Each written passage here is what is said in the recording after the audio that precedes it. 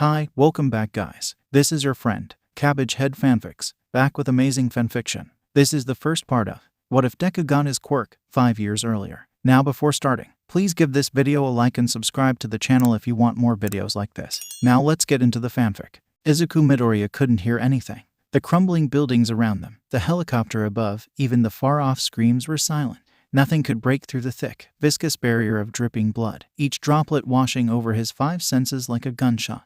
His mind felt like an abused drum, wishing nothing more than for the next beat to never come. It did, and it wouldn't stop anytime soon. I am so sorry. This is my fault. Izuku sniffled. Izuku did his best to wipe his tears away, but it only smeared more blood on his face. Giving up, he threw his whole body against the wound, putting everything into slowing the blood loss. He only succeeded in bathing himself in red. The recipient eased him off, never betraying how Izuku's attempts were meaningless. None of this, the large man coughed, blood trickling out of his nose. Is your fault, my boy? Izuku tried to apply pressure to All Might's wound again, his tears doubling, but the man refused. Why, yes it is. If I hadn't gotten in your way, if you hadn't protected me, you wouldn't have gotten hurt. Izuku cried out. It was true. The battle caught him by chance. He'd been wandering a shopping center while his mother explored a new woman's store, not paying attention. It had been a normal, tranquil day. Shoppers were bustling, the food court smelled heavenly, and workers looked bored. Nobody had prepared for, let alone suspected, that All Might's greatest battle would intrude on their day.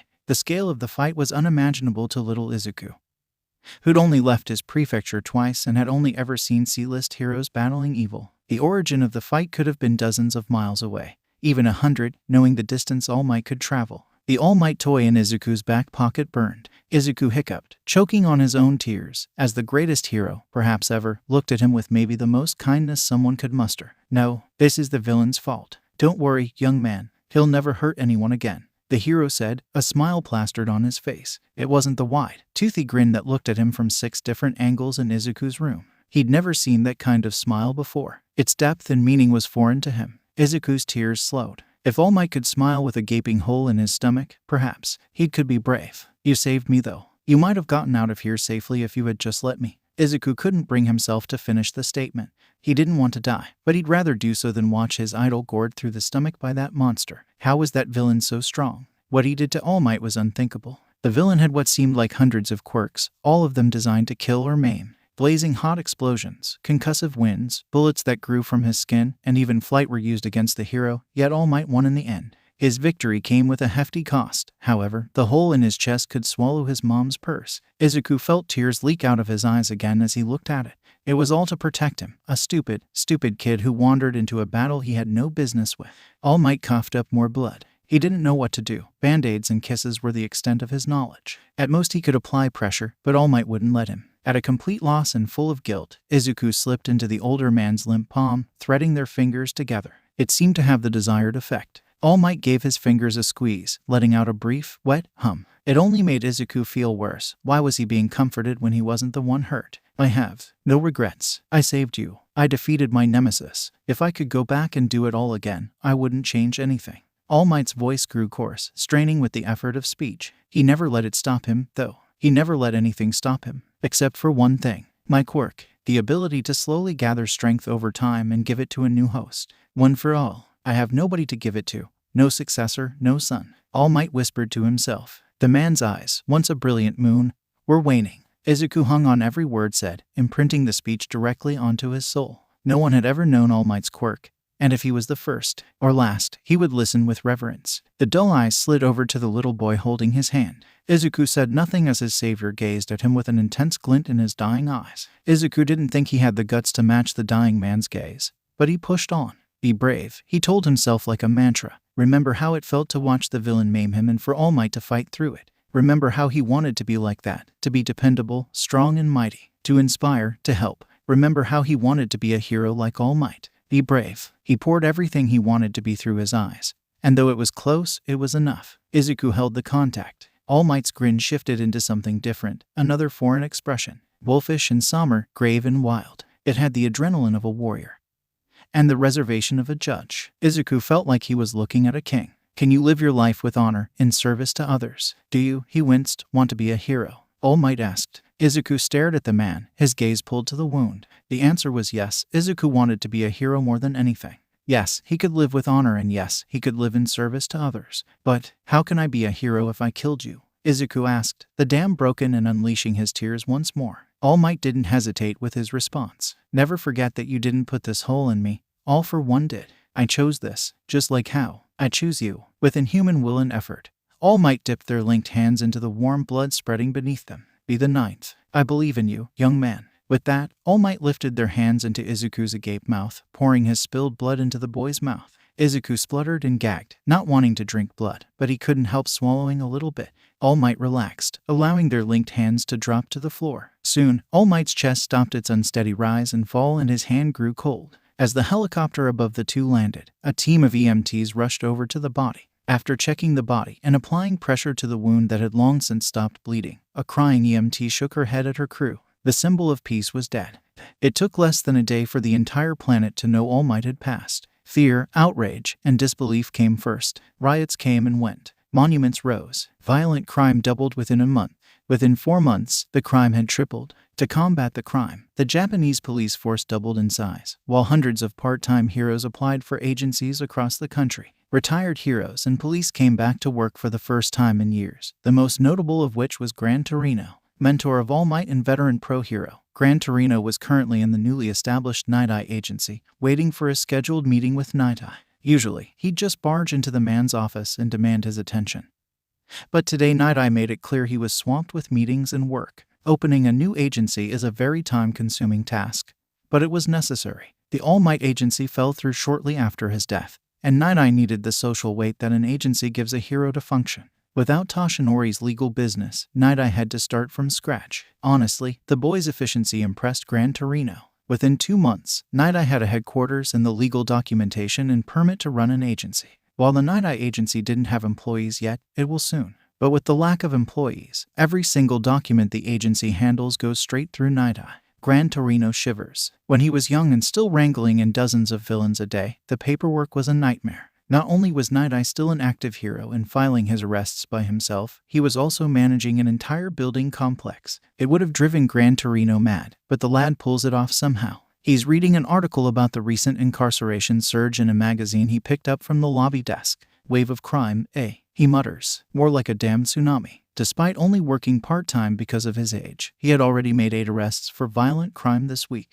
In years past, during All Might's era of peace, he'd maybe find 2 a week. Maybe. He was about to turn the page when a little bell alerted him that Night Eye's current meeting was over. He groaned, irritated at the thought of standing up, and made his way over to the large office doors labeled Night Eye. He placed a gloved hand on the doorknob but didn't open it right away. He took in a deep breath, reminding himself of the gravity of their meeting. He turned the knob. The room was busier than before, he noted. The last time he was here, there was just a single dark oak desk in a boring room. But now there were plaques and art, with a painting of All Might during his golden age behind Night Eye. He nodded at the man as he got close, their partnership going back far enough to make verbal greetings redundant. As he pulled out one of the 2 chairs that faced the man's desk, Night Eye raised up a hand. Sit in the other chair, if you will, Night Eye said. Gran Torino looked down at the chair he almost sat in and chortled despite the swirling thoughts in his head. There was a whoopie cushion on the seat. Still up to your pranks, eh? Gran Torino asked. Night Eye nodded, not an ounce of fun radiating off him. Sorahiko wasn't surprised. Despite the man's cold stone exterior, he valued jokes and pranks more than anything. In a way, it was something he learned from Toshinori, though Toshi was never one for pranks. Jokes made people smile, and if Toshi was good at one thing, it was making the people around him smile. Night Eye didn't inspire the same level of confidence, but he made up for it in the best way he knew how, pranks. But they didn't have time for pranks today. Neither of them spoke as Gran Torino sat in the unwhoopie cushioned chair, sighing in relief at being able to rest his bones. He hadn't stretched today, and his bones weren't feeling particularly nimble. The silence was awkward, but neither of them wanted to have the discussion they had scheduled a meeting for. Night Eye didn't look at him, instead fiddling with one of his gadgets. Every tick from the clock made the tension rise a smidge. But after a minute, it was too much. Gran Torino finally broke. What are we going to do about One for All? He asked. Night Eye gave him an odd look. Is there anything to do? I would imagine a quirk would die with its master, not be running around unsupervised. Night Eye said with sarcasm. Gran Torino scoffed. You know what I mean. Do we know if it's gone for sure or not? Gran Torino asked again, but Night Eye wasn't having it. He told us everything, Torino. He never once said anything about a successor. I know for a fact he went into that battle with All for One with the full power of the quirk. He never passed it on. Night Eye said. You didn't know for a fact that Toshinori was going to die, despite looking into his future. Why are you so sure that he didn't give up the quirk before he died? Neither of us were there. He could have done anything. Gran Torino retorted. It was a low blow, but it was true. For some reason, Night Eye's future sight hadn't worked for their battle. Shut up. You know for a fact that my future sight is never wrong. His death wasn't meant to happen. It was an anomaly. Night Eye said. It wasn't meant to turn out this way. Night Eye trailed off. The lanky man threaded his fingers together and pressed them to his forehead, covering his face from Gran Torino's view. It wasn't my fault. All the fight that Night Eye had in him died almost as soon as it was awoken. Leaving the room with an awkward air of grief, Gran Torino cleared his throat. Look, I know it's not your fault. That's why I'm here, to ask for your help to find the ninth, assuming he's out there somewhere. Gran Torino said quietly. Night Eye looked back up at him. How would you suppose we do that? I don't have the time to go search everybody in the country. Old man, and you're getting too old for this. Night Eye said, glum. Read my future. All of it, Gran Torino said. That gave Night Eye pause. I don't do that anymore. If it didn't work on All Might, it isn't worth risking the future with fake knowledge in the present.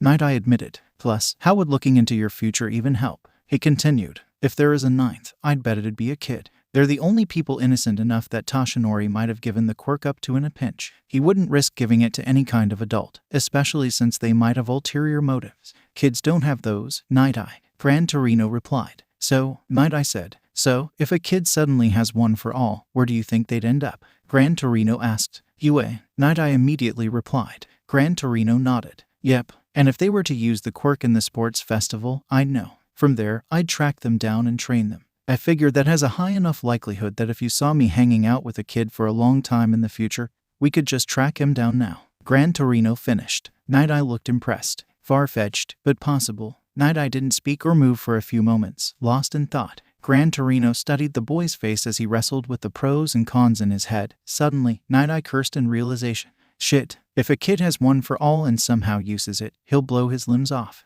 That quirk has gotten way too strong in the past decade.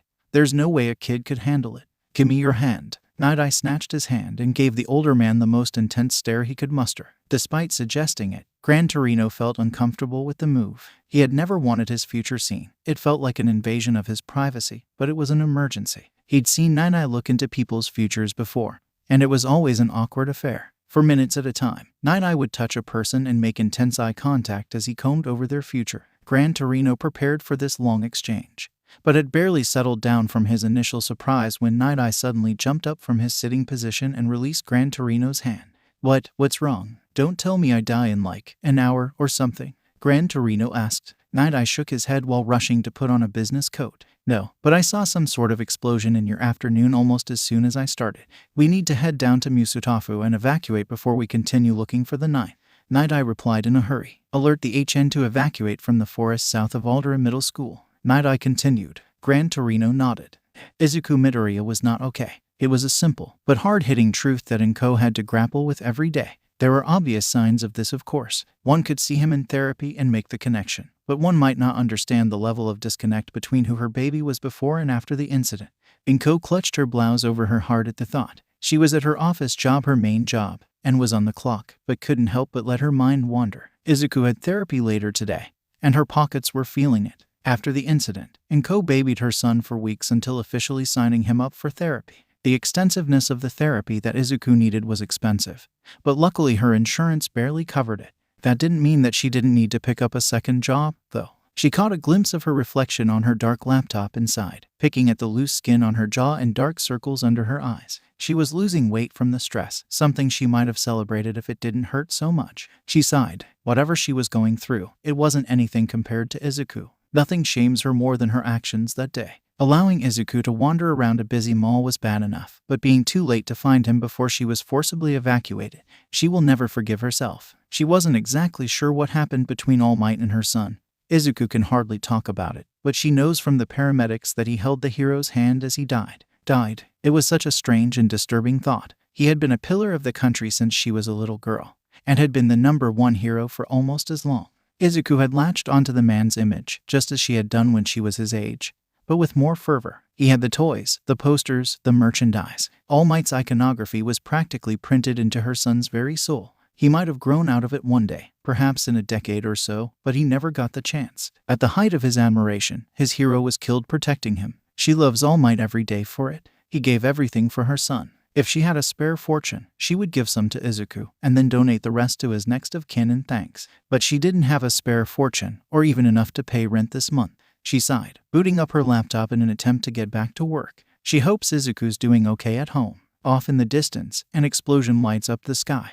They took Night Eye's car, so Gran Torino got to experience what the man's driving was like. It was terrible. The man sped like a demon, didn't slow for turns, and was only just able to parallel park without hitting someone's truck. As they hopped out of the car, Gran Torino saw a handful of heroes he didn't recognize walk out of the forest to their far left, either carrying or walking hand in hand with hikers who might not have gotten the message all the way out in the woods. Night Eye called them over to them. Okay, we have approximately 16 minutes to evacuate the whole area. Be back in this spot before that. We are out of range of the blast here. Night Eye called out. A hero, a darker-skinned man with dreads and a full bodysuit with several mysterious capsules around his arms, spoke up. Is it a bomb? I can defuse, or at least contain the blast with my barrier pods. Gran Torino gave the man's arms a bit more of a look, but Night Eye didn't give them the time to think about it. I don't know, I saw this in a future vision. I only saw the blast, not what caused it. Remember, be back in 15 minutes. Go. Night Eye ordered. Gran Torino nodded and took a deep breath, directing the air into his legs, launching himself into the forest like an elderly bullet. For most heroes, 15 minutes may be enough time to collect a handful of stragglers, but Gran Torino wasn't most heroes. Despite old age chipping away at his stamina and speed, he had immense experience and was still powerful. He could navigate the forest faster than any of the B-list heroes gathered today. In his prime, he was even able to outspeed Nana, the seventh wielder of One for All. Of course, One for All grew exponentially under Toshinori. Their speeds weren't even comparable anymore. Gran Torino found an elderly couple on a small, hilly path immediately. He didn't have time to explain, so he just scooped them up and carried them to safety. It was somewhat funny. Gran Torino had shrunk with age, but the couple were still a fair bit younger than him and much taller. It was like a child carrying his parents. He shook his head out of those intrusive thoughts and went back to work. He worked faster and faster, burning through his quirk like he wasn't pushing 70. A homeless man, a rude blonde school, 3 young women, a pothead, and a few more were zipped from their hike to safety in under 10 minutes. On his 9th trip into the woods, he took a small breather. His quirk, Jet, was incredible, but recently it had become easier and easier for him to become quirk exhausted.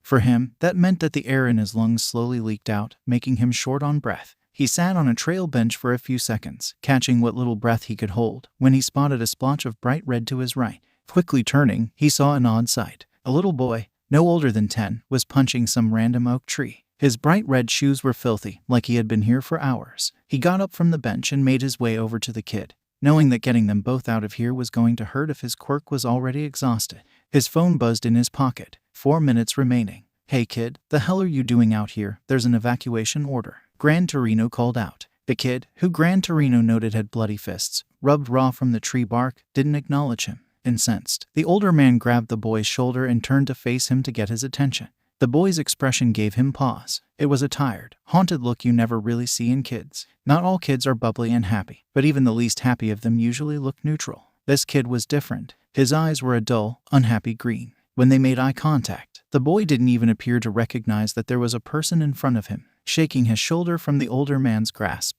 the boy went back to punching the tree, leaving it more and more bloody with every hit. Did you not hear me? There's some sort of bomb in the forest. We need to get you to your mother, Gran Torino said. This time, the boy appeared to hear him. Sorry, she's at work. Guess you should just leave me be. The boy mumbled, neutral at the news of the bomb. This gave the hero pause. Am I hearing you right? I can't just leave you be. What are you even doing out here? Gran Torino asked, punching this tree.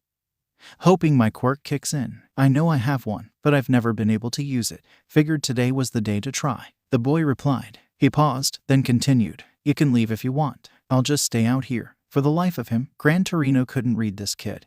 But he wasn't going to let some brat stay behind just because he didn't want to be rescued. He's dealt with hundreds of these idiots throughout his career. People who don't think a situation is dangerous at all and don't want to be rescued are surprisingly common, usually in natural disasters. He's met plenty of morons who don't think very highly of typhoons. Boy, I can't be doing that. Whether you like it or not, I'm taking you out of here, Gran Torino said, picking up the boy and slinging him over his shoulder. The boy starts squirming and wiggling almost immediately, intent to escape from the older man's grasp, but Gran Torino wouldn't let him. His pocket buzzed. 3 minutes. Despite the Quirk exhaustion, Gran Torino took as big a breath as he could and started bouncing from tree to tree, propelling himself towards the city with the unruly child complaining all the while. Let me go. Let me go back. I deserve it, the brat says, kicking and screaming. Gran Torino doesn't have the breath to reply and focuses on getting to the city faster. In the process, though, his grip loosens. The kid took the opportunity to jump out of the man's grasp. Shit, Gran Torino yells, despite himself. The kid did the equivalent of jumping out of a moving car on the highway. Now, exhausted and weakened, he has to slam on the brakes and turn around. By the time he's able to slow to a stop, the kid is already running back where they came. The hero curses as his legs refuse to shoot any air, the Quirk exhaustion denying him his powers. He starts to run for the kid like a quirkless plebeian, yelling the whole time, "Get back here, brat, we're running out of time." He yells ahead. Good, then get out of here. Let me go, I deserve to die here. The boy calls back, still running strong. Gran Torino doesn't know what the hell the kid means by that, but he can hear a faint crack in his voice. Despite the evident hesitation, the boy was still running strong. You don't deserve anything except a damn spanking. Whatever you did, it doesn't matter. Gran Torino yells, breathless. He's too old for this. You don't understand. The kid was cut off by a root, tripping him at the base of a tree. The old man took this chance to catch up to the boy, but paused when he saw what the boy was doing. Having foregone trying to escape the aging hero, the child was attacking the tree with a scary fervor. He didn't know what to do while he watched the kid try to destroy the tree with reckless abandon. Blood was squirting out of his fingers as he attacked the tree, desperate for anything to happen. The boy was starting to hit the tree harder and harder, holding nothing back. Gran Torino didn't immediately grab him, reminded of a rabid dog, and caught his breath. What? Gran Torino took a moment, sucking in as much air as possible. Am I missing? You're like 10. Whatever you think you did wrong, I forgive you. Please, just come with me to safety. We're already running out of time. Gran Torino yelled. All he wanted at this moment was to get the kid to safety, but he couldn't do it if the kid was going to fight him. He thought his little speech would have been enough, but it only seemed to fuel the fire as the boy only started to cry harder. The kid climbed to his feet, still throwing careless blows at the tree. He starts muttering under his breath, which sounded something like a desperate prayer. Please, please, please, please, please, please, he muttered. The old hero's phone vibrated in his pocket, reminding him of the dwindling seconds they had left. We're out of time. Whatever you think you did, you need to forgive yourself so we can get out of here. Gran Torino screamed. You don't get it. The little boy's wild, flailing form started to glow a dull red color as if a light bulb had gone off beneath his skin. Killed all the luminosity sucked itself into his left arm as he reared back for a huge punch, his arm lighting up like a signal beam. Gran Torino stared, mouth agape. He'd seen that light 1,000,000 times. Oh my god. All might. The kid's golden fist exploded forward faster than a rocket. He's the 9th. When Izuku Midoriya's knuckles touched the tree, everything went white. Inko's gut was twisting itself in knots as she watched Izuku take his first steps in over a month. She had been anxious for this moment. The hospital had cared for Izuku for weeks, and even when they relinquished him to Inko, he was still wheelchair-bound. Despite having suffered virtually no injuries in his legs, Izuku's ability to walk properly had been hindered. That was why this moment was so important, and why Inko desperately wanted to help her son. She wanted him to be as comfortable as possible for his first few moments of independence in over 4 weeks. The only thing stopping her from rushing over and helping her son herself was the physical therapist who was guiding Izuku in her stead. Her eyes burned as she watched him wobble around the room, still unused to the state of his body. Good job, honey. I'm so proud of you. Inko calls out. Izuku glances at her for a second but turns away, unable to look her in the eye. Inko followed his gaze to the mirror on the opposite wall. She could only see Izuku's face indirectly, but she could read him like a book. His face was stone cold, traumatized, broken. It was all the things a little boy's face shouldn't have, but there was something underneath, something she couldn't quite define yet. The therapy continued, with the physician coaching Izuku on his posture and balance. Izuku exhausted himself with his efforts throughout the session. He was more confident on his feet because of it, but he needed a break. Leaving the boy to rest in his wheelchair, the physician made her way over to Inko. He's doing great for his first session, ma'am. I know how tough this is for the both of you, but be proud. He's taking to the situation better than most. A lot of kids struggle to find their balance within the 5 sessions, let alone the first. The woman spoke. Inko glanced at her name tag. She hadn't caught her name when scheduling the appointment, too stressed to care about the small detail. Thank you, Ms. Utsushimi. It's hard, but we'll get through it. With your help, of course, Inko replied, glancing at Izuku to check on him. Ms. Utsushimi smiled. Yes, of course. You'll be emailed your schedule for the next few months by the end of the week, ma'am. Have you contacted your insurance on how you'll pay? If not, I can direct you to my own insurance. Their healthcare is very good, Ms. Utsushimi said. At this, Inko shifted in place, her stomach queasy. No thank you, my health insurance is also fine, but it won't be necessary. The therapy is being covered by someone else, Inko said. It was uncomfortable to admit, but she wasn't even close to being well off enough to afford what her son was going through. She didn't lie, however. Izuku's therapy really was being covered by someone else, two heroes. In fact, All Might's famous sidekick, Night Eye, and another hero, an older man by the name of Gran Torino. She didn't know why Night Eye was helping fund her son's therapy, but she wasn't going to look a gift horse in the mouth. Gran Torino, on the other hand, wasn't a mystery. She had met him when he had recovered Izuku's body during the explosion and had offered to pay for his expenses. Inko couldn't say that was a typical response to saving someone. But when she'd refuted him, he doubled down, offering Night Eye's wealth as a bonus. Money was too tight to repay them, but she planned on giving them, both of them, some kind of gift or meal. Oh, well, that's certainly kind of them. I know how hard being a single mother is, especially the more expensive parts. I have a little girl at home, you know, Ms. Utsushimi said. Inko nodded, a small smile on her face. Oh, what's her name? Inko asked. Ms. Utsushimi's face lit up at the chance to talk about her daughter. Oh, well, her name is Kami. Sweetest little thing, but talks my ear off whenever I'm home. Ooh, I have a photo of her on my desk. Right over there. Ms. Utsushimi paused in her gushing when she looked over to her desk, where Inko saw Izuku had wheeled himself over and was studying the framed photos. The two moms walked over to Izuku, where they found him studying the picture of a little blonde girl who Inko could only assume was Kami. Izuku looked at them in surprise when they came over, quickly putting the photo down. Sorry for touching it, I was just curious. Izuku mumbled without inflection, but Inko could see his ears turn pink at being caught. Ms. Utsushimi wasn't mad, though. She was beaming. She gave a small clap and bounced in place before speaking. No problem. That's Kami, my daughter. Maybe you'll meet her sometime. I like to take her down here sometimes so she can see me work, Ms. Utsushimi said, before continuing. She has the most interesting little quirk, and she's obsessed with becoming a hero one day. I'm so happy to have my job. It gives me a great opportunity to help her do what makes her happy, be it coaching her on her quirk or making sure she doesn't hurt herself from quirk exhaustion. Inko felt a pang of guilt in her chest as the physician continued to gush about how her daughter wanted to be a hero. She knew her son, at least before the incident, had wanted to be a hero more than anything. She would love it if her son could grow up and follow his dreams.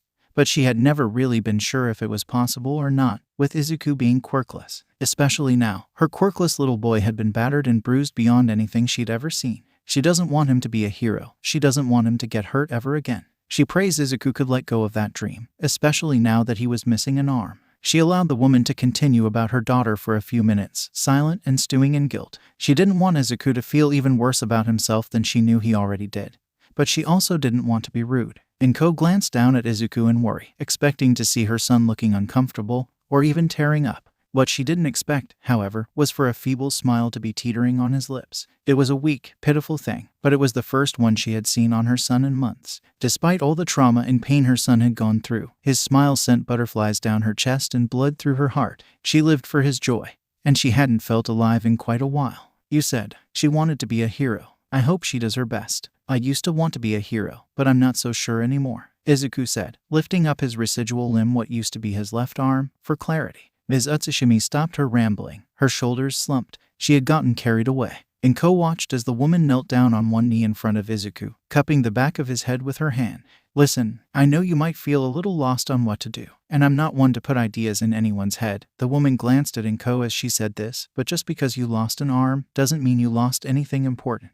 It's just an arm. You're still the person you were before, arm or not, she said, her voice so soft that Inko almost didn't hear her. Inko's eyes welled up for the second time today, but she didn't let the tears fall. Wiping her eyes so nobody could see her cry, she gently patted Izuku on the shoulder. She's right, honey. She's right. Inko was wheeling Izuku to the train station when her phone buzzed. After boarding the train and getting Izuku's chair into a safe place, she checked her notifications. One message from Gran Torino showed up on her timeline, and she decided to read it now. Gran Torino, I think it's time to have a meeting to discuss what happened to Izuku. Inko wasn't sure what to make of this, so she replied with a simple request for a time and place. Not 2 minutes later, she got a reply. Gran Torino, could we discuss this tonight? I know managing the boy in public is a hassle, so Night Eye and I could come to your apartment around dinner time. Don't bother making us food. We don't want to impose. Inko was surprised that Night Eye, All Might's famous sidekick and her mysterious healthcare patron, would be joining them, but she agreed. She sent them a link to her apartment complex and room number before turning off her phone, needing time to think peacefully. Who was that, Mom? Izuku asked. Oh, that was that older man who saved you, as well as Night-Eye. They'll be coming tonight, I assume, to discuss finances, Inko replied. Izuku shrank down into his chair, discomforted by the thought of those men coming over. Do they have to? Can't you just do it over a call? Izuku asked, hopeful. Inko shook her head but was understanding. Izuku didn't want to see Night-Eye, because he reminded him of All Might. Izuku and Inko had stripped Izuku's room of All Might merchandise after Inko realized that he was uncomfortable in his own room. It hadn't taken Inko long to put two and two together. Izuku, in the following weeks after the incident, shut down in public whenever All Might was referenced. When Inko had mentioned this fact to his therapist, he had immediately recommended they hide away all memorabilia of the late hero until Izuku was ready. They hadn't thrown any of it out. The stuff could be worth a small fortune in a couple of years. It was kept under lock and key, far away from Izuku. Unfortunately, Night-Eye was donating so much money to them that Inko couldn't even consider refusing his appearance. Sorry, honey. If you want, I'll make you some food when we get home so you can stay in your room all night, she offered. Izuku hesitantly nodded. And that was that.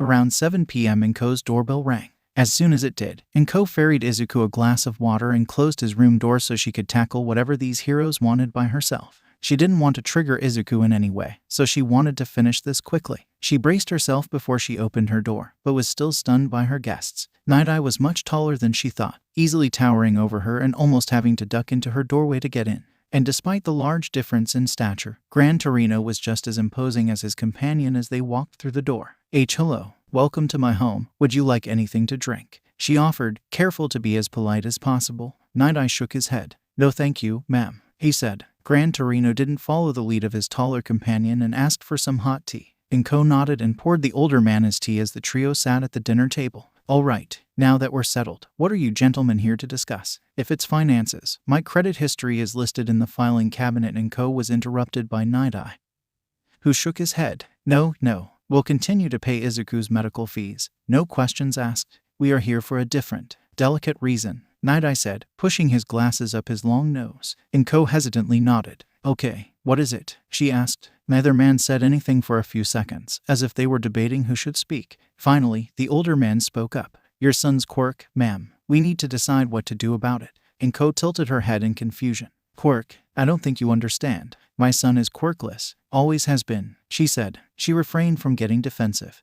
But it was rather rude and strange for these men to ask about her son's quirk. Both men looked uncomfortable. I guess this makes things simpler if your son hasn't told you anything yet. We can set the facts straight, Night-Eye said, before continuing. I know this is a sensitive subject, but are aware of why your son lost his arm. Inko gaped at him. Of course I am. What do you take me for? There was some bomb or a villain attack. Whatever the cause, an explosion stole my baby's arm. Inko cried, offended and enraged. Gran Torino put his hands up in a surrender gesture. I understand this is hard on you, Ms. Midoriya, but there was no bomb that day. There wasn't even a villain, the older man said, slow and clear. The thing that blew up his arm was his own strength, or rather, the strength of All Might's quirk. Inko didn't know what to say. Night-Eye slipped his way back into the discussion. Listen, ma'am, this is to never be shared with anyone. Only a handful of heroes and the elite of Japan's government are aware of this. Night-Eye took in a deep breath before continuing, his eyes glowing with intensity. All Might's quirk, one for all, is the ability to give a bank of energy to someone. It's an old quirk that has been slowly growing stronger for the past few centuries. The last person to hold this quirk was All Might. What? Why are you telling me this? You can't be seriously trying to tell me that. Inko trailed off, unable to digest what she was being told. Night-Eye leaned forward, purple light refracting in his eyes. All Might gave your son one for all before he passed on. Your son knows this, at least to a certain point, and used it to devastating effect, both on the forest downtown and himself. Izuku did that, too, himself, Night-Eye said, emphasizing every word. It was harsh, but Inko needed to understand. Izuku hurt himself by using some absurd quirk given to him by that man, All Might. Are you insane? Inko yelled at the lanky man. She balled her fists, knocking her chair over as she stood up. Who do you think you are, to come to my house and lie to me? Gran Torino stood up, matching her movements, but with as little hostility as he could muster. Hands raised in defeat, he walked around the table to Inko, careful to give no offense. I promise you, ma'am, we aren't trying to pull your leg. We aren't trying to offend you in any way. I'm a former teacher at UA, and I spent my time there teaching All Might the ropes of heroism. We didn't always get along, but I promise that I know his quirk inside and out. I was even friends with the person who had one for all before him. When I saw your brat crying and screaming last month, I saw what he did. He glowed like a light bulb and punched a tree so hard that his arm was blown clean off, alongside most of the forest in front of him. It was a perfect imitation of All Might, Gran Torino said. Inko, despite not wanting to believe this, couldn't sense the lie. She calmed herself, but she was still on the verge of crying her eyes out. The older man got close enough to put his hand on her shoulder. I know this is a lot. It's a lot for us too. Our friend has only recently passed and we only just found out that he gave his quirk to a brat. Gran Torino continued. Night-Eye, still sitting still at his seat, spoke up. What you saw happen to your child is the result of him using the quirk without any self-restraint or self-preservation. This is why we came. We have a solution so that he'll never hurt himself with the quirk like that again. Night-Eye said. His edge has disappeared, but he was still serious. Inko, overwhelmed with this roller coaster of a discussion, couldn't hold in her waterworks anymore. Unbothered, Night-Eye continued. Your son isn't stuck with this curse. I suggest you convince him to give up the quirk entirely. All he would have to do is consent to someone consuming a small part of his DNA. Inko hiccuped, her tears still streaming out of her eyes. Really? She asked. My baby would never hurt himself again. Of course, ma'am. The second we find a suitable host, your son could be safely quirkless within the day. Night-Eye said. Gran Torino awkwardly coughed into his fist. We can't force him to give it up, of course. In that case, I would be willing to take him under my wing, so that an accident like what happened in the forest could never happen again. Regardless of what he chooses, your son will be okay. At this, Night-Eye glared at Gran Torino, but Inko was too busy crying to notice. Inko slowly sat back down, her hands trembling as she placed them flat upon the table. She took a deep breath. I need time to think this through. I would appreciate it if you leave. I'll reach back out when Izuku and I have talked about it. Inko said with her most firm tone, but even she knew her voice was shaking. The two men nodded. Night-Eye stood up, and both men made their way out. Before Night-Eye was fully out the door, he looked back at Inko, who was still at the dining table. If you want what's best for your son's health and the future of our country,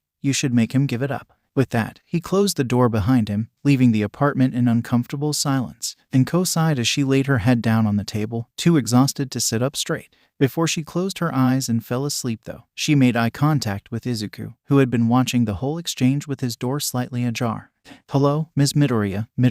Ms. Utsushimi called as Inko walked into her office hand in hand with Izuku. It had been about a week since their last visit and Inko's eventful conversation with the heroes. Today, they had decided to leave the wheelchair behind. Izuku had been practicing his walking all week and had pretty much got it down, save for the occasional stumble. Inko smiled at the physician, doing her best to put aside all the thoughts swimming in her head about Izuku and his quirk. Hello, Ms. Utsushimi. How are you? Inko asked. Great. Oh, Midoriya, I have a surprise for you. I brought along a little spectator with me today, so I'll leave you some time to play with her if you want. Kami, say hello. Popping out from behind Ms. Utsushimi, a little girl who Inko thought must have been a clone of the grown woman stepped out. Hi. It's nice to meet you. Your hair is green. Is it dyed or? Kami Utsushimi's excited babbling was interrupted by her mother, who shushed her. All right, Midoriya. Do you want to work on balance, or do you want to try to practice writing? Ms. Utsushimi asked. The rest of the session went by rather fast. Izuku did odd poses to work on fine-tuning his balance, as well as opening and closing things like boxes and doors. It warmed Inko's heart to see her son begin to recover and improve. While Izuku was working on bending over and getting back up, Inko found her mind wandering back to the problem at hand. She hadn't spoken to Izuku whatsoever about her meeting with the two heroes, but she knew that he had been watching the conversation go down. He knew everything about the quirk, about being able to give it up, everything. Despite knowing that he knew, she couldn't bring herself to talk to him about it. Perhaps it was because of her guilt. Despite knowing that her son could never be a quirkless hero, she had let him live his lie, just to let him have something to strive toward. She loved her son more than anything, but she knew that Izuku, physically speaking, had never been anything special. He was small, he was scrawny even for a kid his age, and he didn't have powers. He was just a normal human kid. And now because of a superpower he wasn't born with, he was permanently disabled. She should be horrified. Perhaps she should even be mad All Might, despite his graces, had cursed her son with his dying wish. Maybe she should hate him. Maybe she does hate him. But deep down, she knows why she is so conflicted. She knows why she doesn't want to march into Izuku's room, make him give her a blood sample, and ship one for all off to some up-and-coming hero who has 2 arms and a quirk. She knows why she doesn't want to take this from him, even though it gave him a wound he'll never recover from. She didn't want to take away the one thing he's always wanted, powers. It would kill her to let her son lose his left arm and get nothing in return. In her mind, despite the objective horror and danger this quirk represented, her son had earned the power he had paid for it in blood. If Izuku even vaguely suggested that he'd be okay with giving up one for all, she would make him do it in a heartbeat. She desperately wanted him to be happy and fulfilled. But she wasn't sure with it being at the cost of his safety. Inko shook her head, clearing her thoughts. She would talk to him tonight. Inko looked over to where Izuku was. Ms. Utsushimi had kept her promise and had ended their session early so that he and Kami could play. Inko must have zoned out for so long that she missed the transition from PT to playtime. She made her way over to another set of chairs in the office, close enough to eavesdrop without being noticed. "So, how did you lose your arm?" Kami asked, rolling a rubber ball across the floor to Izuku. Inko almost choked at the bold question. "Oh, it got blown up. My quirk kinda went haywire, I guess," Izuku replied, unbothered by the question. Kami tilted her head in interest. "What kind of quirk blows off your arm? Are you really strong?" Izuku gave her a tired smile before rolling the ball back to her with a little difficulty. "Well, I'm not sure you could call me strong since, my arm got blown off. Your mom said you wanted to be a hero," Izuku asked. Kami beamed at him, catching the ball between her legs. I think it would be pretty fun.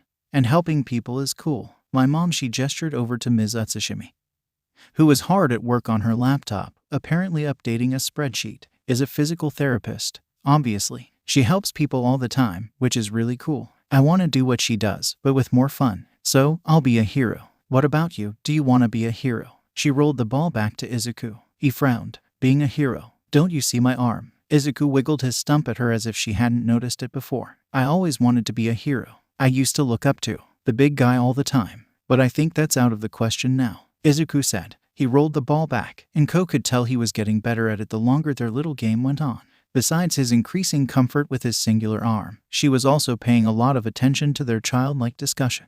While she didn't want to intrude, it felt like her only opportunity to be able to understand Izuku. Mother's intuition went a long way, but it wasn't perfect. Izuku didn't actually talk to her. He didn't talk to anybody save for his therapist. She hoped he would be more open with someone his own age. "So, even if you're not strong right now, your quirk seems to be. I guess it might be a little harder for you since you only have one hand.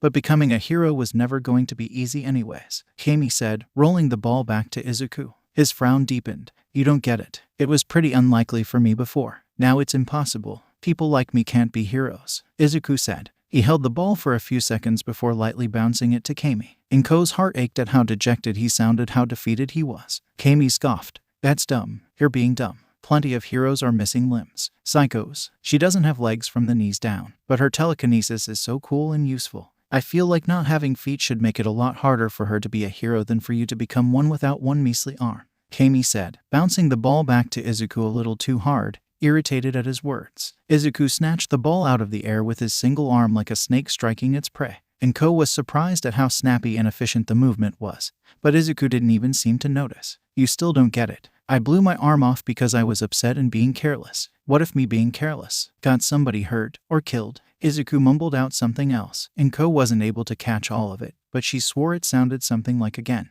"That's what practice is for, dummy. Just keep practicing until you don't make dumb mistakes like that, and you'll be fine, 2 arms or none at all," Kami said, matter-of-factly. Izuku looked down at his hand, marveling at it in silence. "Do you really think I could be a hero, even though I'm disabled? Even though I've done bad things?" Izuku asked, a small whimper in his voice. Inko noticed Ms. Utsushimi closing her laptop to watch the exchange. "I don't know what kind of bad stuff you did, but don't you want to help people?" Kami asked. Izuku slowly nodded, his bangs covering his eyes from Inko's view. "Then you can be a hero, dummy." Izuku was silent for a few minutes as he studied his palm, his game with Kami forgotten. Inko watched as Kami respected the silence, silently thanking her. Izuku sat long and hard thinking, but eventually he must have had an epiphany because he shot to his feet. He hurried to Inko, grabbing her hand and pulling her to the other side of the room, more excited than she'd seen him in a long time. Inko pretended she hadn't been eavesdropping on them and allowed herself to be taken away from the prying ears of the Utsushimis. "What is it, baby?" Inko asked. As she looked at her son, he gazed up at her, his bangs no longer hiding his eyes. They were full of a beautiful livelihood that hadn't been there before. Or maybe it had always been there, and Inko hadn't taken the time to look for it.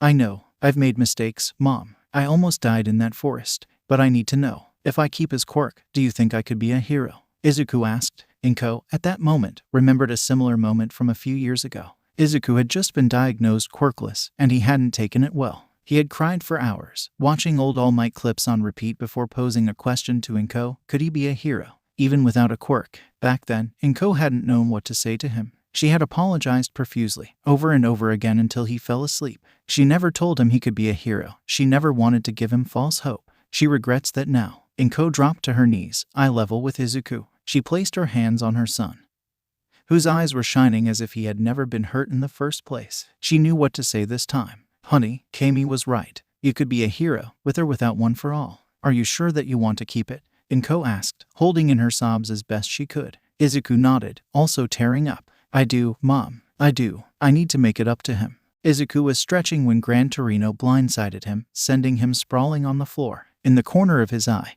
Izuku saw Night Eye nodding in approval. He struggled to his feet, coughing. Why did you do that? I didn't think we were starting for like 5 minutes, Izuku said. The older man, unbeknownst to Izuku, hooked his ankle with his cane and sent Izuku back to the floor. You made a choice. A stupid, selfish choice that we can't do anything to stop, Night Eye said. His words burned Izuku's heart. They hurt worse than getting knocked flat on his ass. The world needs all might. And soon. You've decided to make the world wait until you're ready, so I hope you're ready to go through hell. He continued. Gran Torino nodded. You're too young to even attempt to weight train you, let alone let you practice one for all. Gran Torino said. I respect your decision to keep the quirk, unlike some people. The old man's eyes flicked to Night Eye. Guilt spread into Izuku's heart for a moment before his brain crushed it. Night Eye hated him even though this was their first official meeting. But that doesn't mean I can go easy on you. Starting today, we're going to turn you into the perfect vessel for one for all. And that includes preparing you for anything and everything, such as Gran Torino continued, Night Eye zipped out from behind the older man and rushed at Izuku. Night Eye reached him in a second and kicked full force at his left cheek. The only thing stopping Izuku from being decapitated was an inch of space between his face and Night Eye's heel. The man straightened back up, pushing his glasses up his nose. He looked unimpressed. You're scrawny, even for your age, and your entire left side is completely unguarded, Night Eye said. Izuku furrowed his eyebrows, grabbing at his left flank. That's not fair. I wouldn't have that problem if I had 2 arms, Izuku said, feeling defensive of his obvious disadvantage. Night Eye scoffed. But you don't, do you? That's why we're going to train on how to defend yourself and how to avoid getting hit. We'll do this every single day until you're able to either dodge my kick at full force or begin training his quirk, Night Eye said, his voice rigid. His quirk, Izuku thought. Not Izuku's, but All Might's. It hurt to be told that straight to his face, but he agreed deep down. Before he could dwell on it, Izuku glanced at Gran Torino, suddenly curious. What about him? Do I have to dodge a kick from him? Izuku asked. Gran Torino laughed. If you could dodge me before you even hit puberty, I'd give you $1 million. Gran Torino said, still laughing. No, Night Eye's just being an arse. Now get runnin', brat. He continued. Izuku obliged, not wanting to embarrass himself more. Running on the indoor track, Izuku found himself trying his best to not tip over. While he was slowly adjusting to moving around and doing everyday tasks with one arm, running was a whole other issue. After he began, he quickly realized that this was going to be a lot harder than he expected. Arms play a critical role in any movement. Despite not being very heavy, they can shift your center of balance easily. Without that vital extremity, Izuku had a center of gravity that was a little too far right. It made turning right corners easier, but everything else is harder. All of a sudden, something nailed Izuku in the back of the head, sending him stumbling forward. Stopping mid-jog, he turned back to find Night Eye next to a pile of rubber dodge balls. Izuku reached up to rub where he got hit but touched nothing but air. Confused, Izuku tried again but soon realized his mistake. He didn't have a left hand. God, it was going to take a lot to get over this. Who said to stop? Keep running, brat. Gran Torino called out. Izuku did so, but not without scowling. Why'd you throw that at me? Izuku asked. Give me some time to get used to my new balance. No can do, brat. If you don't want to get hit, pay attention. Gran Torino continued, motioning for Night Eye to throw another ball at Izuku. Now running and paying attention, he was able to determine the trajectory of the ball and move out of the way with a little difficulty. You missed, oof. Ricocheting into Izuku's back off the wall, the ball knocked him to the floor. He was tired of his mentors tripping him. Within a few seconds of not getting up, another ball hit him. No breaks. So you're exercising. That's good. That's very good, Dr. Fujimaki said. Izuku nodded, uncomfortable in his chair. It wasn't a bad chair, it was soft and had a nice leather texture. No, Izuku's body was just very sore. Bruises littered his body after hours of training with Gran Torino and Night Eye. The old man had offered to mentor Izuku if he chose to keep one for all, but he hadn't expected the man to be a slave driver. Despite the physical pain and stress of their first session, however, Izuku was thrilled with it. He was equal amounts tired and fulfilled, something he hadn't felt since he had completed his last hero journal. Did you know that working hard naturally gives you dopamine over time? When you exhaust yourself with exercise, you're manually making yourself happier. Dr. Fukumaki continued. His therapist was nice, Izuku thought. He was easy to get along with and wasn't judgmental in the slightest. Izuku was lucky to have him. Yeah, I guess. It's hard, though, Izuku mumbled out. Dr. Fujimaki smiled, nodding. Yes, it is. For many people, it's a vital part of their recovery, and recovery is difficult. Dr. Fujimaki said. What brought you to exercise? You don't have to answer, of course, but I'm curious. He continued. Oh, I kind of. Izuku trailed off, unsure if he wanted to tell the truth or not. His therapist waited for him to answer, perfectly silent and relaxed. Izuku spent a good 30 seconds thinking it over before remembering his promise. He can't be ashamed of trying to avenge someone, even if he was the one who killed them in the first place. I know I'm hurt, I know I'm crippled, but I decided I want to try to become a hero again, Izuku said, eyes downcast. Dr. Fujimaki didn't say anything for a second, and Izuku thought he had upset the man somehow before he smiled. That's a lovely goal to have. I know we haven't discussed the odd circumstances with your quirk yet, but rest assured we will get there eventually. Quirks and heroism, they go hand in hand, so we can discuss them together at a later date. The one piece of advice I'll give you in the meantime, however, is that heroism isn't just about helping people, Dr. Fujimaki said. Izuku's eyes narrowed, confused. What? Of course it is. Heroism is giving up as something of yourself for others, Izuku replied. The man shook his head. No, Midoriya, no. In today's society, heroism is just as much about self-preservation as it is self-sacrifice. People need heroes. And if all the heroes sacrificed themselves to save only a handful of people, then who would protect the masses? Dr. Fujimaki asked. Izuku was stumped. Are you trying to tell me to let people get hurt and maybe even die, just to keep myself safe? Izuku asked, suddenly defensive. Dr. Fujimaki's smile didn't falter as he raised his hands in surrender. Absolutely not, Midoriya. I wouldn't dream of telling a hero to save themselves before someone else. What I am saying is that heroes who run themselves ragged with no sense of self-preservation expire quickly. You need to take care of yourself. You need to have a life outside of heroism. Dr. Fujimaki finished. Izuku hesitantly nodded, unsure. He wasn't sure what to make of the doctor's statement. He had grown up believing that helping someone else before yourself was always a good thing, no matter what. Even his favorite hero, All Might, had reinforced this idea by dying for Izuku. All Might hadn't cared about his health, only getting the job done and protecting him. He understood the sentiment, though. If a hero wasn't at 100%, they wouldn't be able to work at full efficiency. If he can't train at 100%, he won't get his efforts worth taking care of himself. I'll try to not overwork myself, I guess, Izuku said. Dr. Fujimaki nodded. Stay safe, Midoriya. Your future is bright. Across the country, Enji was grappling with something far more difficult than the average villain. Alone in his high-rise office looking down on the city below, Enji was struggling with his ego, an unsolved case, and his son. He drummed his fingers on his desk. He had left his staff with a single order, do not disturb. Enji needed time to digest this. This was the National Hero Rankings, the first one to be published since the death of the previous #1 hero, his rival, All Might. Enji saw some interesting changes in the rankings this month. An up-and-coming hero, Hawks, had breached the top 100, despite not yet being 18. Best Jeanist had risen from 15th to 11th.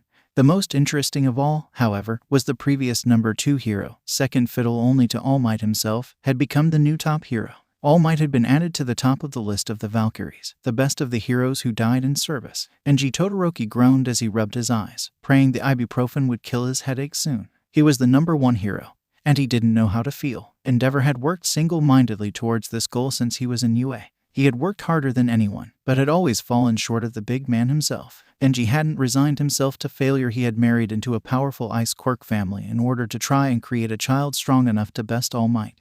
But he had never truly expected to be #1. The gap between himself and All Might was as wide as the gap between himself now and his middle school self. Shoto had a chance to get there one day, but that didn't matter now. It didn't matter now. That was what Endeavor was hung upon. What was he supposed to do with Shoto, his ultimate tool to take down All Might, with no All Might? This dilemma was causing his headache. Or maybe it was the guilt. The retrospective realization that he had been pushing his sons so hard for a dream they'll never fulfill was drowning him. Talia had shown so much promise, but Enji put ideas into his head. Ideas that drove him, a child, into killing himself. How could Enji be the #1 hero after that? All Might was the ultimate hero. Ultimate heroes didn't inspire children into suicide. A buzzer went off on his desk, indicating that somebody wanted to speak to him. Enji's frown deepened. He held down the button that turned on his mic. What is it about Do Not Disturb that you do not understand?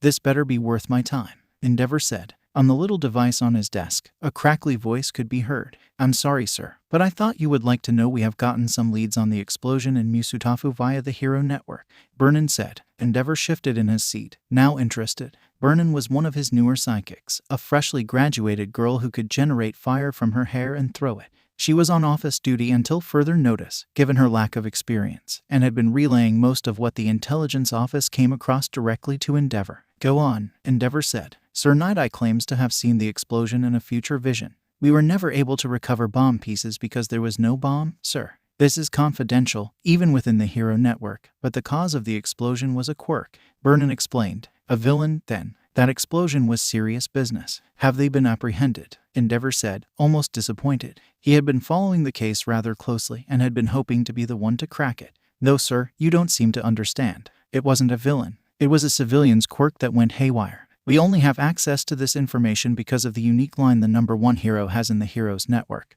But the civilian whose quirk went crazy was a little boy, 9 years old, named Izuku Midoriya. We have nothing else, sir, Vernon said over the speaker. Endeavor was surprised. The explosion that had destroyed most of the Musutafu forest was monstrous, and she hadn't seen such high horsepower attacks in years. If it was just a little kid, he might become a serious powerhouse in the hero industry in a decade or so. Is the brat alive? Endeavor asked. Yes, though he was apparently injured pretty bad, Vernon replied. Enji thought. Do some digging on this Midoriya kid. I'm interested. Now, unless there's something else, please refrain from bothering me again. I'm going home, Endeavor said, already stripping off his hero gloves. Yes, sir, Vernon replied. Enji knew the line went dead and she was gone when he heard a click from the speaker. God, I need a drink, he muttered. Enji was shrugging off his overcoat in the mudroom of his home when he saw Shoto walk by. A twinge of something Enji was unfamiliar with flashed through him. Bright red scar tissue covered Shoto's left eye.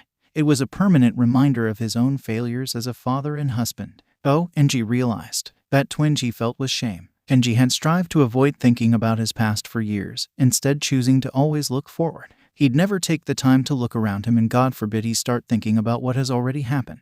But now that he was the number one hero, he needed to be more conscious of his mistakes. The biggest one of all, of course, was the one he had been making for over 4 years now. Shoto, Enji called over to his son. Shoto, who had attempted to walk to his room without acknowledging his father, paused. Enji didn't have to see the boy's face to know he was glowering. What do you want? Shoto asked. Not turning back to look at him, Enji didn't know what to say, so he didn't. He let the silence hang for 5 seconds, 10, 30, and then a full minute. All the while, Shoto was still turned away from him. Finally, the boy relented and faced his father. What do you want? Shoto called out, irritated that Enji hadn't said anything. Training is cancelled for the rest of the week. Enji finally let out. Shoto paused, his angry demeanor lessening but not disappearing. Why? He asked. What a loaded question, Enji thought. He turned away from his son. I don't know. It was only later that Enji realized that this Midoriya Izuku kid was the same age as his son. So, Midoriya, have you decided what you want to do about a prosthetic? Dr. Fujimaki asked. Izuku shrugged. I don't know. I've only just barely gotten all of my balance back from before. I don't want to throw it off again. Plus, I don't have any forearm muscles to get those expensive finger prosthetics, so it wouldn't serve any real function besides aesthetic. Izuku replied. It had been a few weeks since his last session with Dr. Fujimaki. He had spent a lot of time considering if he wanted a prosthetic. His arm was cleanly cut off right above the tricep, right at the top of where his bicep used to be. Sure, he could get an attachment with an AI hand so he could do basic two-handed tasks again. But he would never be able to punch somebody with one for all with it. Sure, he could turn the prosthetic into some sort of support item for hero work. But he wasn't sure that was something he needed. He still wasn't completely comfortable not having an arm, but the loss of it was symbolic to him. If he was able to become a hero without even having an arm, maybe somebody could become a hero without a quirk. If he wore a fake arm, that aesthetic, that inspiration to disabled kids and adults might be washed away. He didn't have to say this, because Fujimaki understood him. Perhaps he understood Izuku better than he did himself. I understand you want to be seen as a disabled hero. It truly is an inspirational idea. But I'm not talking about some fancy piece of tech to help you with possible hero work, Dr. Fujimaki said. Izuku looked at him confused. Then what would I need it for? I can walk, run, and use most two-handed devices with no sweat, Izuku said. The doctor gave him a warm, understanding look. It wouldn't be for doing tasks better. You're almost independent as you were before the accident. This fake arm, it would just be there to ease your conscience, the man said. Izuku was even more confused. Ease my conscience? Izuku asked. Fujimaki nodded. Yes, if you would please, can you tell me what you feel when you look at your stump? You don't need to, but I would appreciate it, he asked. Izuku furrowed his brows at the request but obliged. He looked at his stump and let his mind wander. The first thing that came up was embarrassment. A sort of awkward shame crept up in him as he gazed at his greatest weakness. His regret began to overflow as he continued to gaze at himself. Soon, other emotions popped up. A feeling of inadequacy, as if he was less of a person because of his disability, was hovering there. Its full strength had been dismissed by Ms. Utsushimi's speech to him a few weeks ago, but a part of that still lingered.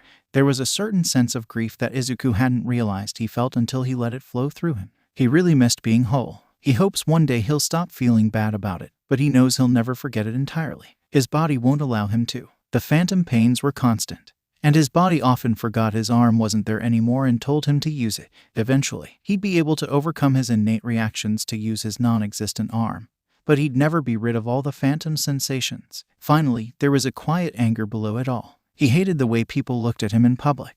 Izuku hated that he lost his arm because he was throwing a tantrum. It angered him it was gone in the first place. At this revelation, he ripped his gaze from his amputation. Sweat trickled down his face and back. He was breathing raggedly and unevenly. He didn't know how long he had been looking at his arm, but it had been a long time. Eventually, he was able to collect himself enough to give a proper answer to the question. I hate the way that it's not there anymore and how it's my fault. I hate the way people look at me when I'm outside with my mom. I don't want to look at it anymore, ever again, actually, Izuku said. Fujimaki nodded in understanding, but still looked pleased. Those feelings will fade with time, my boy. But that's why I think a prosthetic is a good idea. You don't have to wear it at home or while you work, but maybe it would be a good idea to wear it, say, out on the train or in a grocery store. You'll get less attention that way. I know how cruel strangers are, he said. Oh, yeah, that makes sense. But wouldn't wearing it just put off the main issue? If I'm just pretending to have an arm, how am I supposed to get over not having one? Izuku asked. That's a good question, Midoriya. The answer is pretty simple, however. Most amputees hate the sight of whatever they're missing. They get agitated over it fairly easily and their stress builds up. The best way to avoid that buildup of stress is to just ignore it. With you, I just want you to be comfortable when you're out in public, Dr. Fujimaki replied. It made sense, Izuku thought. Izuku's goal was to master his negative feelings. But for other people, it might as easy as forgetting the problem entirely. As so this would be to, give my brain a rest, Izuku asked. In essence, yes, he answered. Izuku stayed still for a few moments, pondering the possibilities before nodding. I'll ask Ms. Utsushimi about it next week. I'll need a really light one so it won't mess up my balance though. Make sure it looks lifelike. That's the key, Fujimaki said. Yes, sir. They spent a few minutes making comfortable small talk. Izuku didn't get to talk to many people much anymore. Not that he wanted to, but it was nice. Eventually, the topic of school came up. School was something Izuku hadn't been putting much thought into. He wasn't sure what his future looked like in regards to his education, besides maybe hopefully being accepted into UA, the greatest pro-hero academy. After the incident, Izuku enrolled in remote learning. He had needed time to get away and children were no-see demons, so Inko had pulled him out of conventional classes. It was, in Izuku's opinion, the single best thing she had done to help him during his recovery. When he was able to stop moping around the house, he was able to blaze through his work like never before. School had always held him back, biased teachers and slower students either intentionally giving him less attention because of his quirklessness or holding him back from working at his pace, which was typically faster than the average kid. Now that he had dedicated himself to becoming a hero, his work ethic had been restored and he was able to get more school work done than ever. He didn't want to go back if he didn't have to. Are you sure? I understand you were bullied, but you need to interact with people your age, Dr. Fujimaki told Izuku when he revealed he didn't want to go back to school. They hated me, especially Kaken, Izuku said, not happy about it. Fujimaki leaned forward. This being Katsuki Bakugo, correct? Why do you think he hates you? He asked. Izuku shook his head. I don't really want to talk about that, Izuku said. Fujimaki nodded, returning the conversation back to school. You can't just hang out with me and your mom, Izuku. How are you going to survive a hero academy if you haven't socialized in years? Their courses are hard enough by themselves. I don't want you to struggle socially too, Fujimaki said. Eventually, you're going to have to make friends. When I see that you're ready to do it again, I'll recommend it to your mother, Fujimaki continued. Wait, Izuku said, raising a hand. If I socialize outside of school, then can I stay in remote learning? He asked, hopeful. I'll make a deal with you, Izuku, Dr. Fujimaki said. Izuku leaned in to hear the man better. After I deem you healthy enough to go back to proper schooling, I want you to try your best to make some friends or at least talk to some strangers. If you can manage a stable relationship with someone your age, I'll let you continue your remote learning," he said. Izuku immediately nodded. He wasn't sure he wanted to do it, but he knew he wanted to avoid going back to canon. They shook on it. Slide under the pipe. Kick off of the diagonal slab. Duck and roll to avoid the stray ball. Grab pull to change trajectory. Use the rope to climb over the wall. Run like hell. Repeat until exhausted. That was the training regime Izuku had been going through for the past month. He had long since moved past trying to avoid dodgeballs while running on an indoor track. Now he had to navigate an entire obstacle course while avoiding smaller, faster projectiles. The warehouse he trained in was substantially different from his first day there. When Izuku was still running on the track, the building was a lifeless, undecorated gray. It had stayed unnotable until the obstacle course arrived. Where the runner's track used to be, there were high walls, ropes, and low ceilings scattered about in a circular formation. In the center sat Gran Torino, a baseball launching machine, and a lawn chair. From it, he used the baseball machine to torment Izuku while he trained.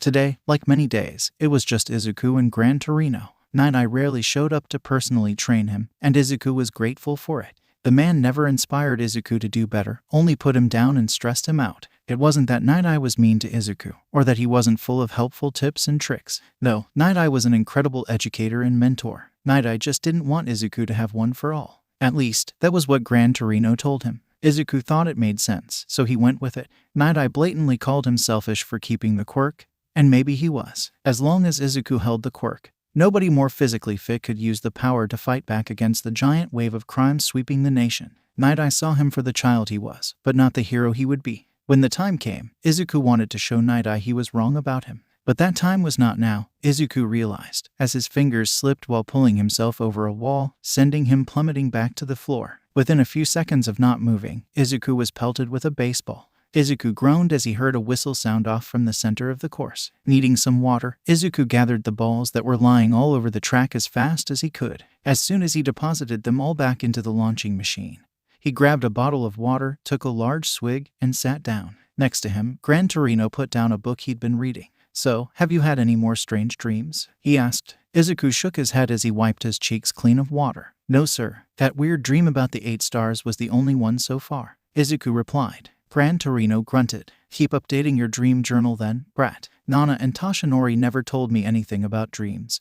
But maybe you're special," he said. Izuku shrugged. Maybe it was a one-time thing. Izuku offered. Gran Torino shook his head. "Nah, probably not." Gran Torino didn't elaborate further. They sat in companionable silence for a few minutes. Izuku was doing his best to regain his energy after his workout, and the old man was pondering something Izuku couldn't guess. Eventually, Gran Torino broke the silence. "How many times do you think you got hit?" he asked. Izuku shrugged, unsure. He pulled off his tank top to look at any bruises forming on his torso. Poked and prodding them to check their age, he counted how many were from this session or not. Eventually, he came to a consensus. "About 16, maybe 17, Izuku said. Gran Torino snorted and whacked the back of Izuku's head with a cane. "It was 25, brat. I kept count," he said. "Geez, does it matter all that much?" Izuku whined, rubbing the back of his head. 25 or 16, both were a lot of hits. It was the wrong thing to say though because it got him another whack. "Are you dense?" "No wait, of course you are. There's a huge difference between 16 and 25 punches straight to your thick skull, kid.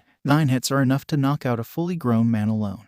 And that's just the difference between how many times you thought you got hit and how much you really did," Gran Torino said. "I'm sorry, I'm trying to get better," Izuku said, disappointed. He had been satisfied with his performance today. Izuku had done better today than he had ever before, in his opinion. But even that wasn't good enough, he guessed. "You need to. But, if it makes you feel better, how many balls do you think got launched?" Gran Torino asked. Izuku pondered this for a moment before remembering he had just picked up the pile of missed throws. "Overall, I'd say maybe 50, Izuku guessed. Gran Torino smiled. 73. "You dodged about 2/3 of my shots, though I might have missed 1 or 2, he said. Izuku gave a weak smile at this. It was a nice statistic, but he couldn't forget that he had still been hit so many times. Night-Eye had been right about him in at least one way. His left side was undefended. He needed to get better at dodging. He wasn't even close to being agile enough to dodge a kick from Night-Eye. Dropping his fake smile, Izuku looked out across the obstacle course. In reality, it was a very simple course. The reason it was tough was that it looped. It started and ended in the same place. Izuku was forced to do several laps before he either got hit too many times or got too tired to keep running. The course helped him with a lot of things, namely his cardio, agility, and awareness, be it before the incident or after he lost his arm. If you put the old Izuku in this course, he wouldn't last 2 minutes. He was making good progress, but Izuku wanted more. He wanted to be able to dodge a kick from Night Eye. I want to try something else. Izuku was smiling as he went into Takage Groceries. Fujimaki had been right. Izuku felt a lot better out in public with his prosthetic. Before, when Izuku went grocery shopping, he rushed through his list so he wouldn't get stared at. He hated the way people looked at him as if he was helpless. That wasn't a problem anymore. His fake arm was a gift from the heavens. The arm looked real and, as Izuku wanted, was light as a feather. He could take it on and off with ease, his center of gravity being none the wiser. Even though the arm gave him a certain peace of mind, he made sure to only wear it out in public. One day, when he was a hero, he wanted to shed his prosthetic and show the world his real body. His true worth, with or without 2 arms. Ms. Utsushimi had given him that confidence, and he wanted to repay her faith with concrete action. Still, he liked having the arm. It made him feel symmetrical, and symmetrical felt good. Being in a grocery store by himself felt nice, too. His mother hadn't let him wander around without her for months in fear of him hurting himself again. But today she had decided to let him fly the nest for a few hours while she cleaned. So, she sent him off to the grocery store with a few extra dollars for himself. It was a nice gesture, he thought. It meant she trusted him again. He had almost retrieving everything on his list. Ham, some spices, and tomatoes were easy to reach, and Izuku thought he'd be home free until he reached the soap aisle. The brand of soap that his mom liked was on the highest shelf, and Izuku couldn't reach it. That normally wouldn't be a problem in a large chain supermarket. They typically had little footstools scattered about to help. But this place was locally owned, meaning he'd have to ask somebody to help him. He wasn't sure he was up for that today. He was about to settle for a different brand of soap when a little girl, his age, popped her head out from behind another aisle. Izuku glanced at her but thought nothing of it until she started waving at him. "Hey, do you need any help?" she asked. Izuku looked at her and then looked behind him, making sure she wasn't talking to someone else. I guess," Izuku replied. The girl smiled and bounced her way over to him. As she got closer, Izuku got a closer look at her. To his surprise, he realized they looked remarkably similar. Green tousled hair with big, round eyes and fair skin. They could almost be siblings if it wasn't for 2 things. Her hair and eyes were more of a swamp green, whereas Izuku's were more forest green in the light, and her teeth were as sharp as knives. Izuku immediately assumed she must have a jaw-related quirk. Perhaps it was just a minor mutation. Or she could grow her teeth in size and shape. Izuku couldn't tell. He couldn't help but be reminded of a lizard he had seen in the zoo once, looking at her teeth and color scheme. She stopped next to him and put a finger up to her lips as if to silence him. "SHH, don't tell anybody," the girl whispered. Tell what Izuku tried to ask, but was cut off when the green girl's arm popped off of her shoulder. Izuku watched, fascinated, as the girl's severed arm floated up to the top shelf and fumbled around for the right dish soap. "Boom, the sunshine one," Izuku told her, realizing she didn't know which brand to grab. Within seconds, he was holding his dish soap and the girl had popped her arm back onto her shoulder. Izuku didn't know what to say as he bagged the cleaning product. He didn't need to, though, as the girl got right up in his face with a big smile. "Pretty cool, right?" she asked. Izuku nodded. It really was cool. What about the Quirk laws? Izuku asked, concerned for the girl. Public use of quirks was outlawed despite their wide prominence. Everybody thought it sucked, but it remained an integral part of their society. The girl shrugged her shoulders. "My daddy owns this place, so I can't get in trouble. If you tell him though, I might get grounded. So don't do that, please," the girl whispered. Izuku nodded. "Oh, you're Mr. Takage's kid?" he asked. Despite his discomfort at her proximity, he wasn't sure how much longer he was going to be able to handle this conversation. But he was intrigued. The girl nodded in affirmative. "Yep, I'm Setsuna, by the way. What's your name?" Setsuna asked. "Izuku Midoriya. Yours? Oh crap." Wait, Izuku fumbled as Setsuna laughed at him. His face was bright red as she continued to giggle. Soon though, she realized he looked uncomfortable and apologized. It's no problem, Takage. Anyways, what is your quirk?" "It looked cool," Izuku asked, trying to redirect the conversation. Setsuna beamed at him. "Oh, I can split my body up and move the pieces all around like drones." Setsuna looked around them to make sure nobody was in their aisle. "Watch this," Izuku almost screamed when her head fell off her shoulders and started circling him. Giggles came from all directions as he fought back his surprise. After her head got reattached and Izuku calmed back down, he couldn't help but look at her in small amazement.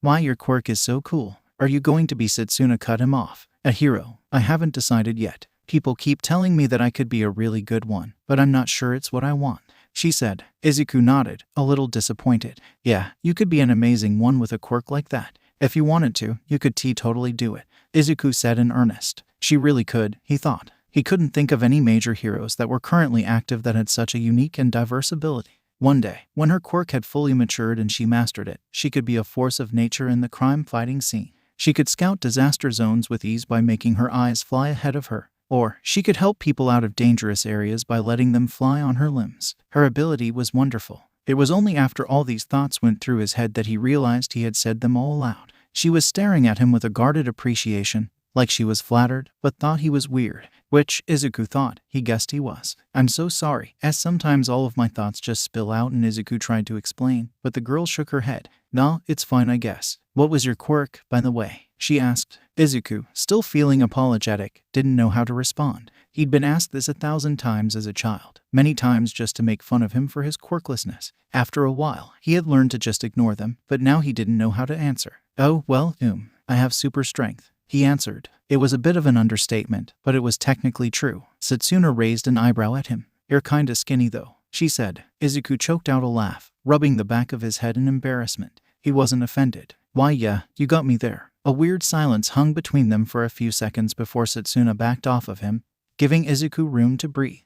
Welp, have a nice day. If you need anything else from the top shelf, ring the bell next to the checkout. Our apartment is on the 2nd floor, and the bell is how my dad lets me know to come down for a shift. Later, Midoriya, Setsuna said, waving at Midoriya as she left. Izuku tried to wave back, but she was gone before he could. Izuku didn't leave the aisle for a few minutes as he did his best to catch his breath. That was the first time he'd talked to someone his age in months, maybe even before the incident. It was easier, he decided, to talk to people his age now that he wasn't quirkless. Everyone at elementary school had defaulted to bullying him for it. But maybe it would be easier to make friends now that people didn't think he was broken.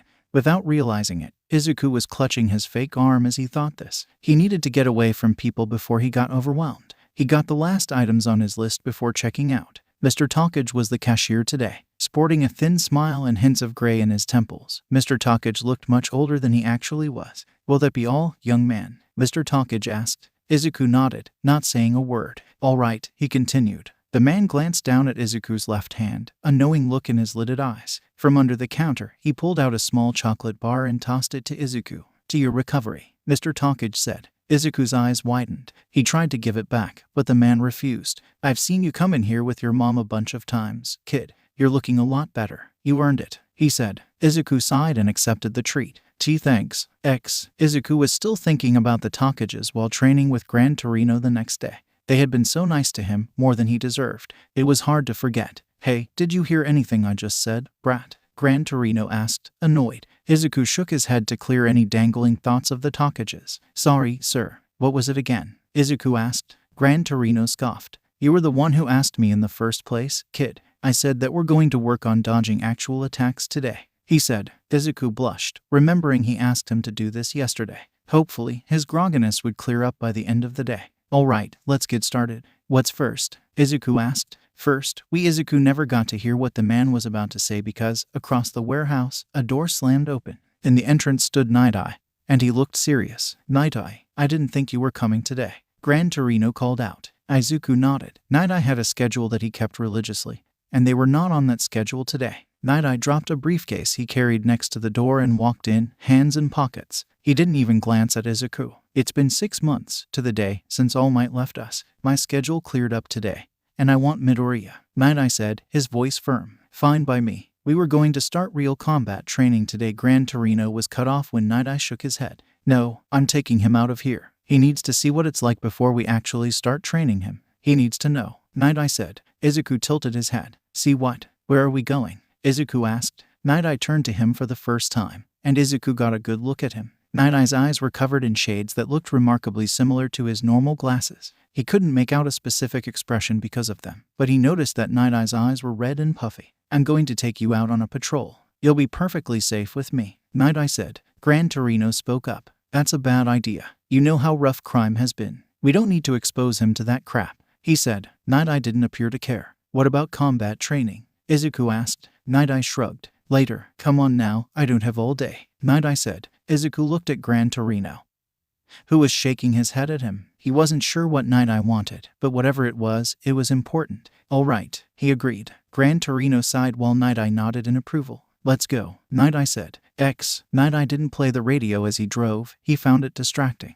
So many songs with different tempos and meanings. If he wasn't careful, he might crash while he got too invested in a song. Or worse, he might miss a crime that he could have stopped otherwise. He guessed he and the brat agreed on that, at the very least. Izuku didn't like to listen to music in the car either. As a city kid, he seemed content to just enjoy the novelty of a car. So, the kid asked, "Why are we doing this?" "A couple of reasons," he replied. When Izuku didn't ask what, Night Eye continued. "Do you know how bad crime has gotten since All Might's death?" he asked. Izuku shifted in his seat. It's gotten worse. Without the symbol of peace, I know violent crime has gone up," Izuku said. Night Eye nodded. "An understatement. It's quintupled. Even though there are more heroes than ever, we're struggling just as much as we were in the dark times before All Might," Night Eye said. Izuku didn't say anything. "We need a special hero to step up, and soon. Endeavor is incredible, but he isn't what we need. We need the true ninth," Night Eye continued, glancing at Izuku as he said this. The boy wasn't worthy of one for all. And even if he was, Japan needed someone who could step up to the plate today, not 10 years from now. He had nothing against the kid, but he didn't have the right mindset or the age. Off in the distance, Night Eye saw a minor villain battle taking place. He wasn't concerned. The fight was being controlled by several heroes careful to keep the fighting contained. Night Eye had driven here knowing that. He had checked the hero network before picking up Izuku. The kid said nothing as Night Eye parked a few blocks away from the villain fight. The fight had split, with some of the villains fighting in the streets whereas the others were fighting outside a grocery store. After watching the heroes battle in silence for a few minutes, Izuku finally spoke up. His voice was quiet and cold, something Night Eye hadn't heard from the boy since they had first met. "Is this why you brought me here? To push me into giving up one for all?" Izuku asked. Night Eye nodded. "I need you to understand. It's been 6 months, Izuku, and crime is already this bad. What will happen in a year? What about 5? Who will step up? Japan needs somebody to make them smile again, someone who can beat back villains without any issue. We need a real hero." Night Eye replied. Izuku didn't say anything, his eyebrows furrowed. "I've found a young man, a fresh UA graduate, who I can trust to give the quirk to. Thunderstrike. You may have heard of him," he continued. Thunderstrike was a man with a heart of gold and a useful quirk to boot. Depending on what material he touched, he could create sonic blasts at different intensities. When just touching the air, he could generate blasts strong enough to feel like a punch to the gut.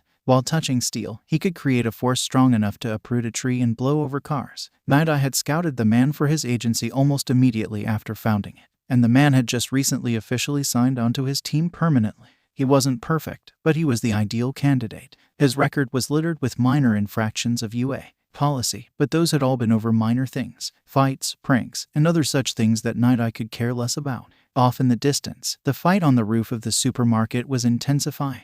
Izuku continued his silence, igniting Night Eye's nerves. "What gives you the right to hold his quirk hostage? What makes you want to keep his quirk all to yourself so bad? Please, Midoriya." "Why?" Night Eye begged, his voice cracking. The car was silent for a few seconds while they both realized what he said. Night Eye tugged a bit on his collar, flustered that he lost his cool. Izuku continued his stoic stare at his feet. "Do you miss him?" the boy mumbled, not looking up. Any rage that lingered in Night Eye froze at the question. His chest tightened a bit. "Of course I miss him. He was my best friend and my mentor. I looked up to him," Night Eye said. "If you really looked up to him, how did it make you feel when he put his faith in you?" Izuku continued. Night Eye leaned back in his chair, threading his fingers together in thought. He remembered back to the early days when Night Eye had convinced All Might to let him be his sidekick.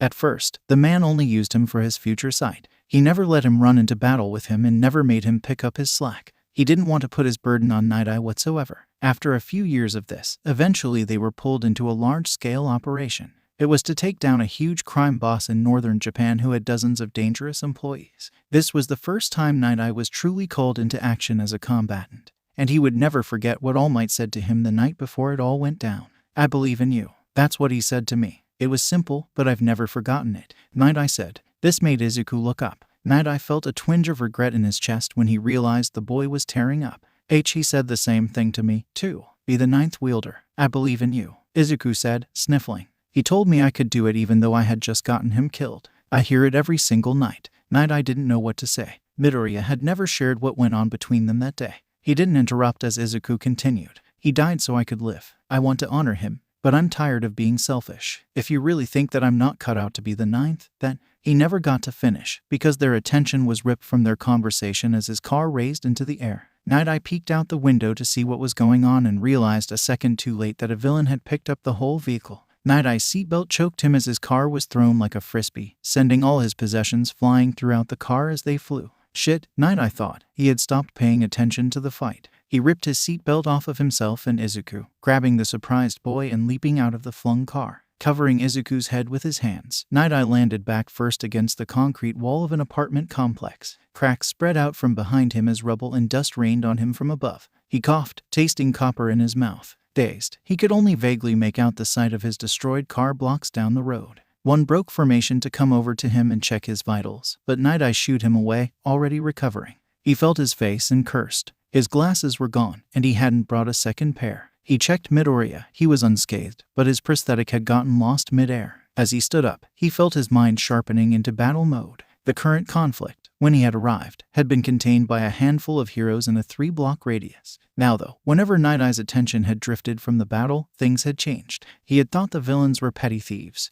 but it appeared they must have been a part of some local gang. Their buddies must have all come in to help fight off the heroes, which drastically changed the tides of the fight. The villains went from maybe 5 to over 15. Some of them were animal mutants, whereas a handful were just using plain old guns. He picked out his phone and sent a message through the hero network for backup. He looked over to the hero who had come to make sure he was okay. He didn't recognize him, but he looked like he just got out of school. That was good. He was fresh on the protocol. The backup must already be on the way. Night Eye looked at Izuku. Get this kid out of the danger zone. Don't let him out of your sight until you're in the clear, he ordered. The young hero nodded, not questioning the order. Heroes didn't usually take orders from others, but Night Eye was known in every corner of the country, so the kid probably felt he couldn't refuse. It didn't matter to Night Eye, so long as Midoriya was out of the danger zone. He scanned the fight from one end to the other to decide his plan of action. Most of the fighting was being done on his left, toward the supermarket. Night Eye wasn't concerned about that. The fighting near there was even. What he was concerned about was the very thin line of heroes keeping the other gangsters from joining their friends. If that group was to fall,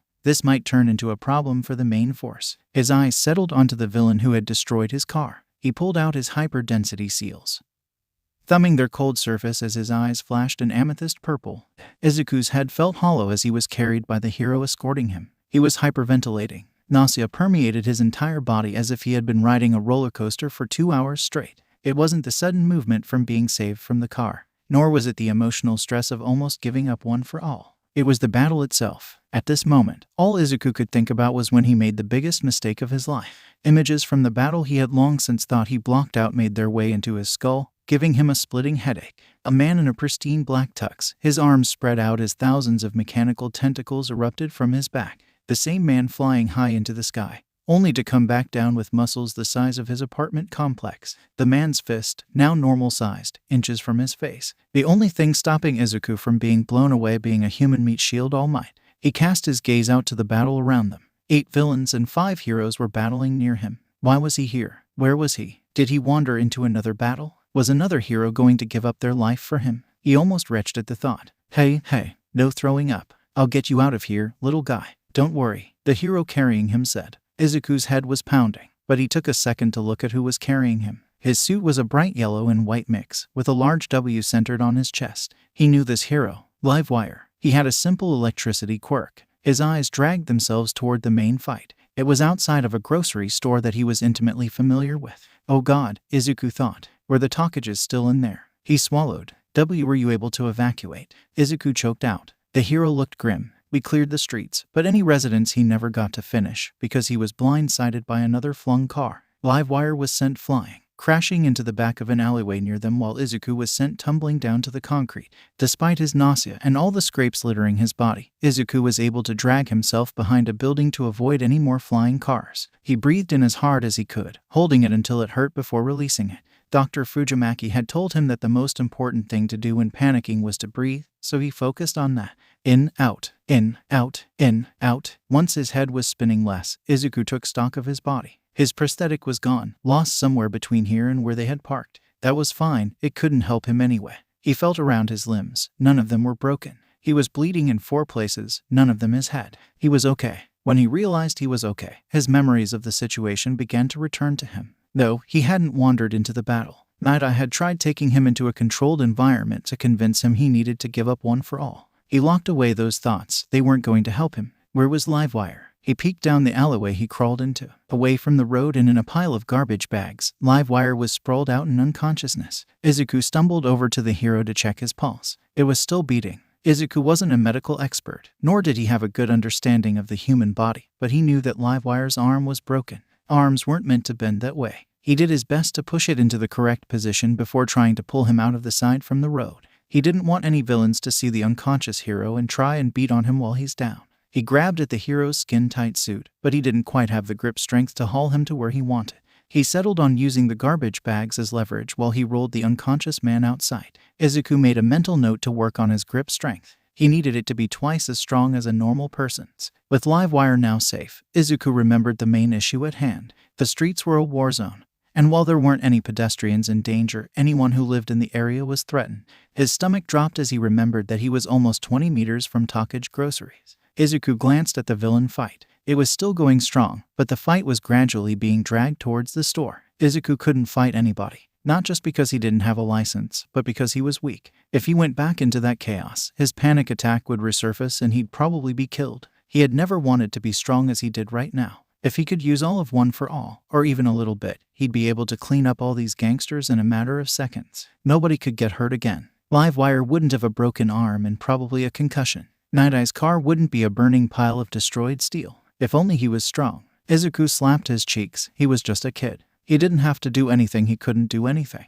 If a hero didn't step up soon, the battle was going to be taken inside of the store. From across the street, Izuku could see cracks begin to form on the building's load-bearing walls. The building was being weathered rapidly by the onslaught of attacks from the villains. Whenever an attack from the villains missed a hero, the building was the one that took the damage. It was a no-brainer for the heroes. They'd rather the building tank the big hits than get hurt themselves. What they didn't know, however, was that an entire family lived in that building. An entire family that showed nothing but kindness to Izuku. In, out. Before Izuku even knew what he was doing, he was sprinting across the street. He didn't know when he started running. All he knew was that he was. Izuku could hear his heart in his ears as he stumbled past an unconscious villain sprawled out in the street. The man didn't look much like a villain, but he was swathed in yellow clothes. All the villains were coordinated in yellow colors, he noticed. They all must be gangsters, Izuku decided. Behind him, the hero who defeated the unconscious gangster called out for him to get to safety. Izuku ignored him. He weaved between Fish Mutant and a gun-toting gangster alike as they focused on their own fights. Izuku didn't have to worry about the villains, he realized.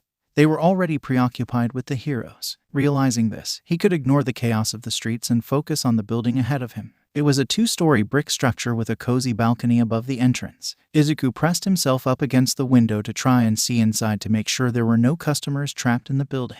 He tried to yank and pull on the front door, but it was sealed shut. Mr. Takage must have locked all the doors and windows when he realized a brawl was breaking out in the street. Izuku couldn't find another way in.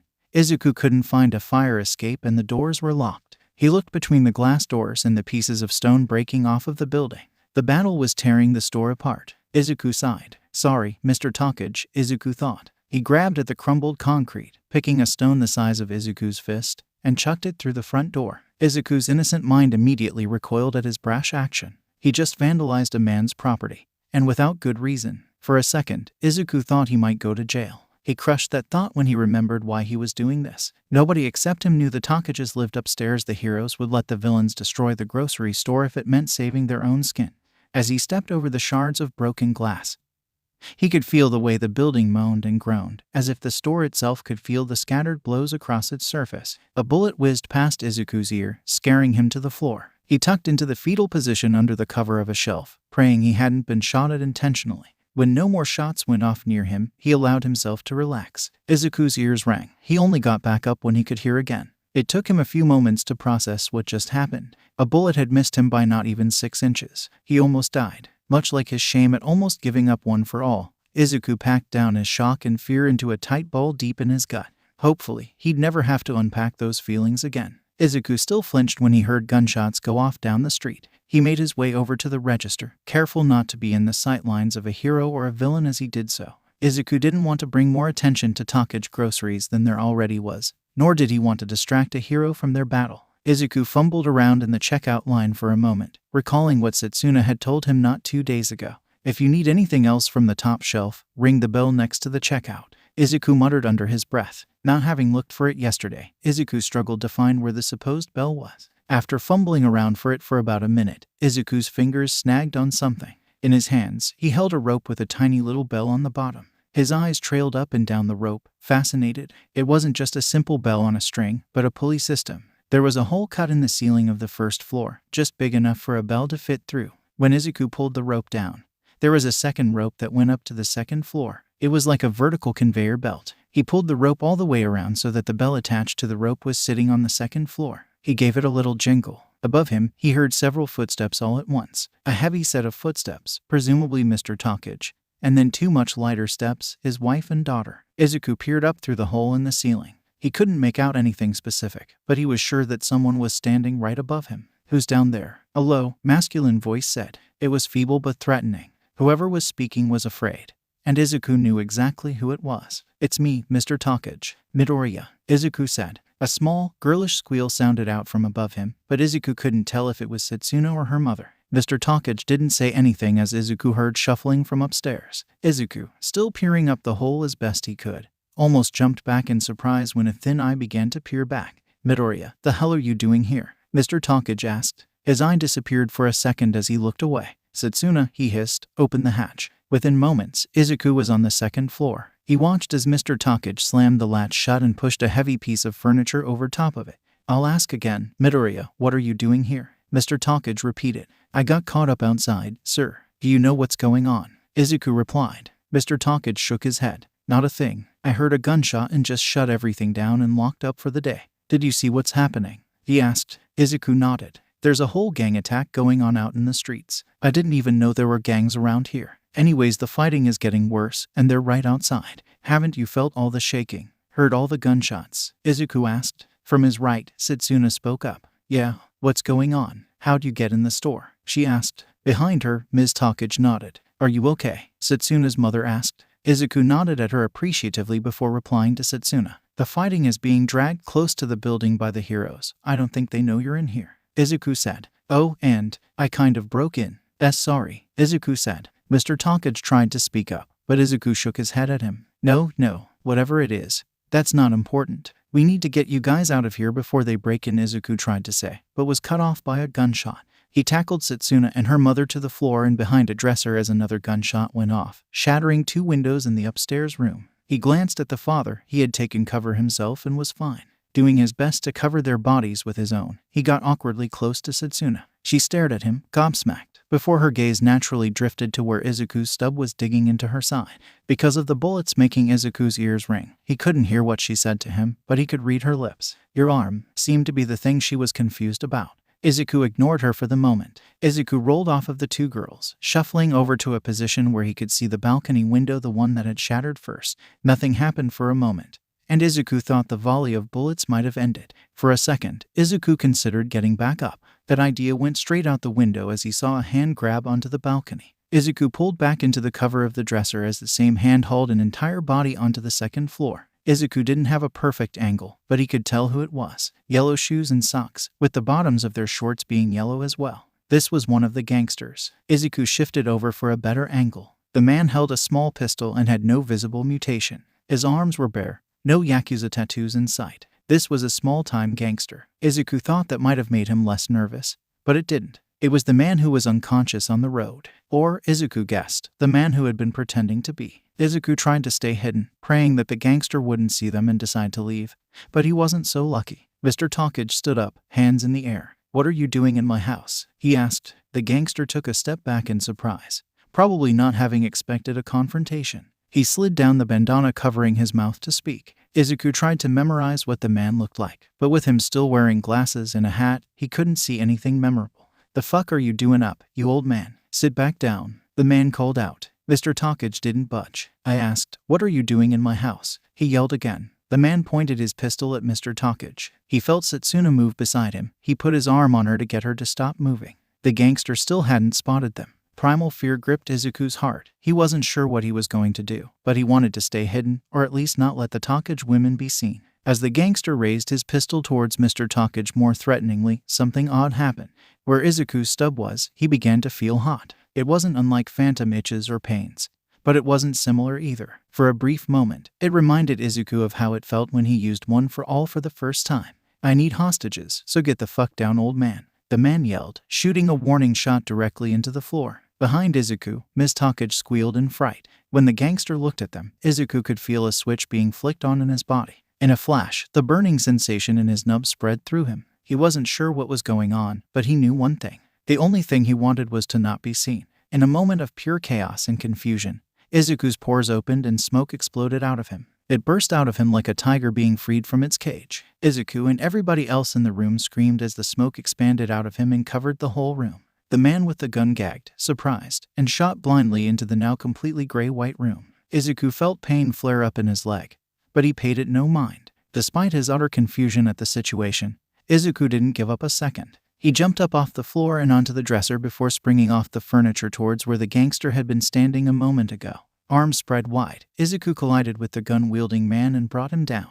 He was much weaker and weighed nothing compared to the man, but Izuku didn't need to overpower him. Still emitting smoke like a hearth full of pine, Izuku's skin was blowing out gas like an air hockey table. It made him slippery. He could shimmy out of any hold the man tried to put him in, before finally kicking the man's wrist and forcing him to let go of the gun. Izuku couldn't see anything in the room on the count of the smoke, but he heard someone grab the gun, assumedly Mr. Takage. Distracted, Izuku was flung off of the larger body into the wall beside him. He still couldn't see anything, but he heard the gangster, now gunless and presumably without a quirk, get up hastily and scurry on out towards where he broke the balcony window. "Get the hell out of here," he heard a feminine voice scream. "Setsuna," he mentally noted, before the sound of the pistol going off rang. The blind shot hit nothing but wood, but Izuku heard the gangster scream in fear as he jumped off the second-floor balcony. Recovered from being thrown into the wall, Izuku called out to the Takages. "Where are you guys?" "I can't see," Izuku shouted. Two coughs from the other side of the smoky room confirmed their location,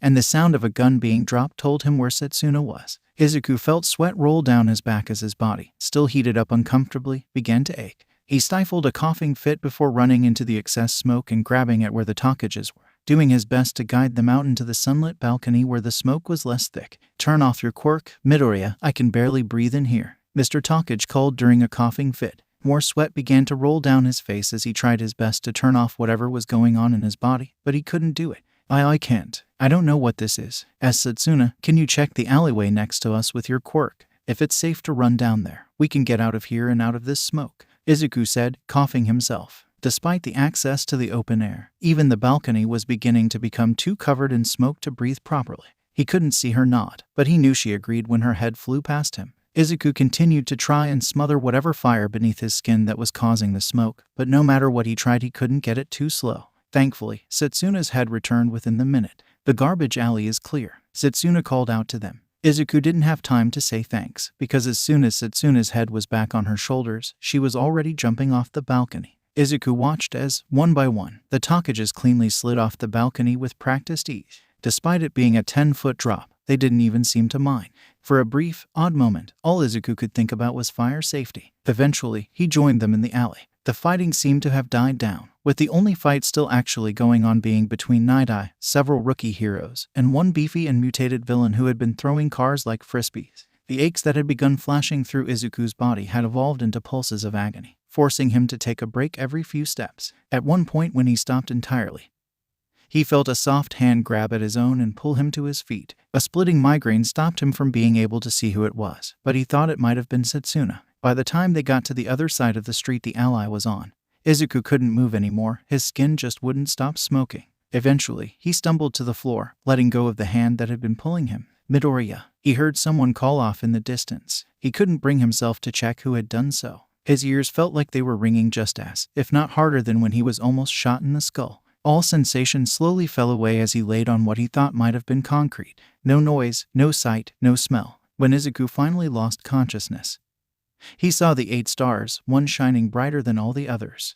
Izuku woke up in an odd place. He wasn't sure what he expected. Maybe he'd be in a hospital, or maybe in his own bed. But no, he was sitting right at the seat of an empty throne of some medieval European castle. He begrudgingly got up and shuffled out toward a window. Once again, his expectations were averted when instead of seeing a traditional European landscape with forests and plains, he saw a black void. He stumbled back, surprised. He looked up and realized that the castle didn't have a roof, as if the ceiling had been torn off by some ultra-powerful siege weapon. Behind him, he heard a feminine snicker. He swiveled around, only to be greeted with a sight even stranger than the destroyed castle or the void itself. A large round table with 8 grandiose chairs circling it, all of them full of people who looked nothing alike. All of them, except for one. That is, the chair closest to Izuku was empty. He tried to call out to them, only to realize a moment later that he didn't have a mouth, or a nose, ears, legs, or a torso. Izuku's body was made up of wispy smoke that circled around him like a humanoid tornado. For a moment, Izuku thought whatever power he had awoken in the Takege's apartment had fully transformed him into a smoke monster. He still had eyes, though, and a left arm. Surprised, he tried to flex it and feel the lost limb, but he didn't have any sensation. As he tried flailing his arm to try and get his blood flowing, he heard the same female snicker. He turned back to the people he didn't recognize and saw that a brunette woman with a strong build was giggling at him. When she noticed that he saw her, she waved. "Hey, Ninth, you're here early," the woman said, smiling wide. A handful of the other people around him also gave a wave but didn't say anything. He wanted to ask so many questions. Where was he? Who was she? Why was he here? And so much more, but without a mouth or lungs, he couldn't. The woman must have understood he was frustrated through his eyes. As she got up from her chair and walked over to him, she put a hand on his non-existent shoulder, simultaneously motioning one of her companions to join them. "Hey, kiddo, I know you're confused right now, but rest assured, when you wake up, you'll be back with Sorahiko and your mom. And can you come over and explain what happened before he wakes up, please?" the woman asked. The man, walked over. He was somewhat short for a fully grown man and wore a high-collared jacket that covered everything below his eyes. He had short black hair messily parted away from his snake-like eyes. "Hey, kid, I'm 6, and introduced." Izuku suddenly remembered how the woman had greeted him. She had called him the Ninth. Was she talking about One for All? "Sorry about the scare earlier. Quirk exhaustion sucks, I know. What you did back there," and gestured to the void, "was tap into my Quirk, Smokescreen," and said. Izuku didn't know what to do or say. He stared at N for a few seconds before trying something. He dropped to his knees and cleared the ground of dust and rubble. With his fingernails, he cut into his palm. He was glad to learn he could bleed in this place, even if he couldn't feel anything. He smeared one word into the floor between himself and N with his blood. "How?" and knelt down beside him to read what he wrote. The man tilted his head back up to look at Izuku before he began speaking. Because of the angle of his collar, Izuku could see the man's full face and was somewhat disappointed to see that the collar wasn't hiding a cool scar. "Good question, 9. This has never happened before. You're the first who's ever been able to do this. You're also the youngest person to hold the quirk by far, so that might also affect it," N said. Izuku cut into his hand a little deeper for more blood. It didn't hurt because of the lack of sensation, but it was odd seeing himself bleed but not feel it. "OFA, you hold her." "Yeah, kiddo, we're inside One for All right now. Don't ask me how it works, because I don't have a clue. Maybe ask One the next time you're here. Anyways," N said, glancing at a watch on his wrist. Izuku wasn't sure a watch could work inside a quirk, but he wasn't about to question it. Izuku began to feel dizzy. "We're running out of time, and we have no idea when you'll see us again, so try to remember 3 things. You need to start training our quirk immediately. Don't use my quirk so much that you can't see, and all for one, our progenitor is still alive," N said, his voice slowly fading into the distance. Izuku tried to reach out to the others as he was sucked away from the throne room and into the void. The last thing Izuku saw before succumbing to the void's call was a single blonde man hiding behind the empty chair Izuku saw earlier.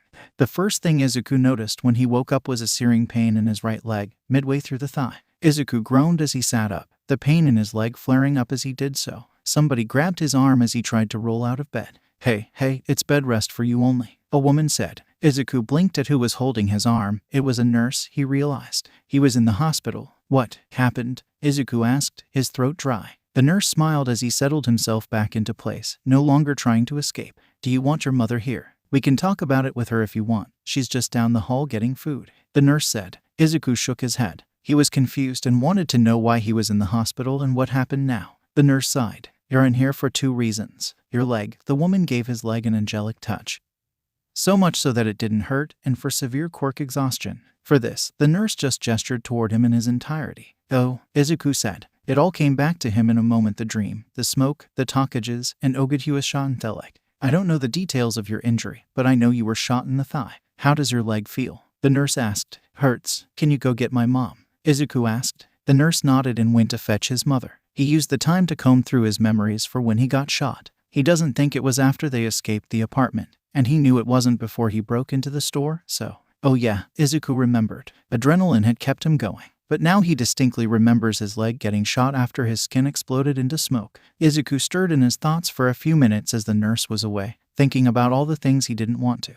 Lucky for him, the nurse and his mom returned after a short time. "Excuse me, I'll be back in a few minutes, but I'll let you have some alone time," the nurse said. Before she left, she gave Izuku another dose of painkillers for his leg and scampered on out. Inko looked at him with wide eyes brimming with tears. Her eyes were filled with love, anxiety, and a small amount of pride. "My baby boy," she whispered. Izuku felt tears well up in his eyes. "Mom," they cried together. Night-Eye decided it was awkward. A week had gone by since Midoriya had woken up, and now they were in a car together again. The last time they were here, Night-Eye had been wound up so tight he had actually dared scream at the boy. He had demanded to know why this boy, a child, was being so selfish. Night-Eye had been the selfish one that day. He realized he had been so stressed out that he began to think that the only way to solve all the world's problems was to give some rookie, who he barely knew, the greatest power in the world. He had dared to think that Izuku Midoriya wasn't worthy of one for all. He wasn't one to admit when he made a mistake out loud, but he would certainly internalize it. It was his greatest fault, but this was a special occasion. "Midoriya, I'm sorry for the things I put you through last week. It was rash, foolish, and out of line. Please do not forgive me," Night-Eye said, in all seriousness. Izuku was worthy. He proved himself after he saved that family. Night-Eye didn't have to be there to know that little family of 3 Izuku saved had spoken so highly of him when the ambulances arrived that Night-Eye had been shell-shocked. His world had practically collapsed in on itself once the dust had settled. He'd brought a little boy, not more than a child, into live combat to prove a point. Not only that, but he'd been so negligent that Izuku had been able to sneak into the fighting to help. That shame by itself was nearly enough to push him over the edge. But Izuku had gone beyond all expectations. Any doubt he had for the boy's worthiness was snuffed out when he learned Izuku had used a previous user's quirk.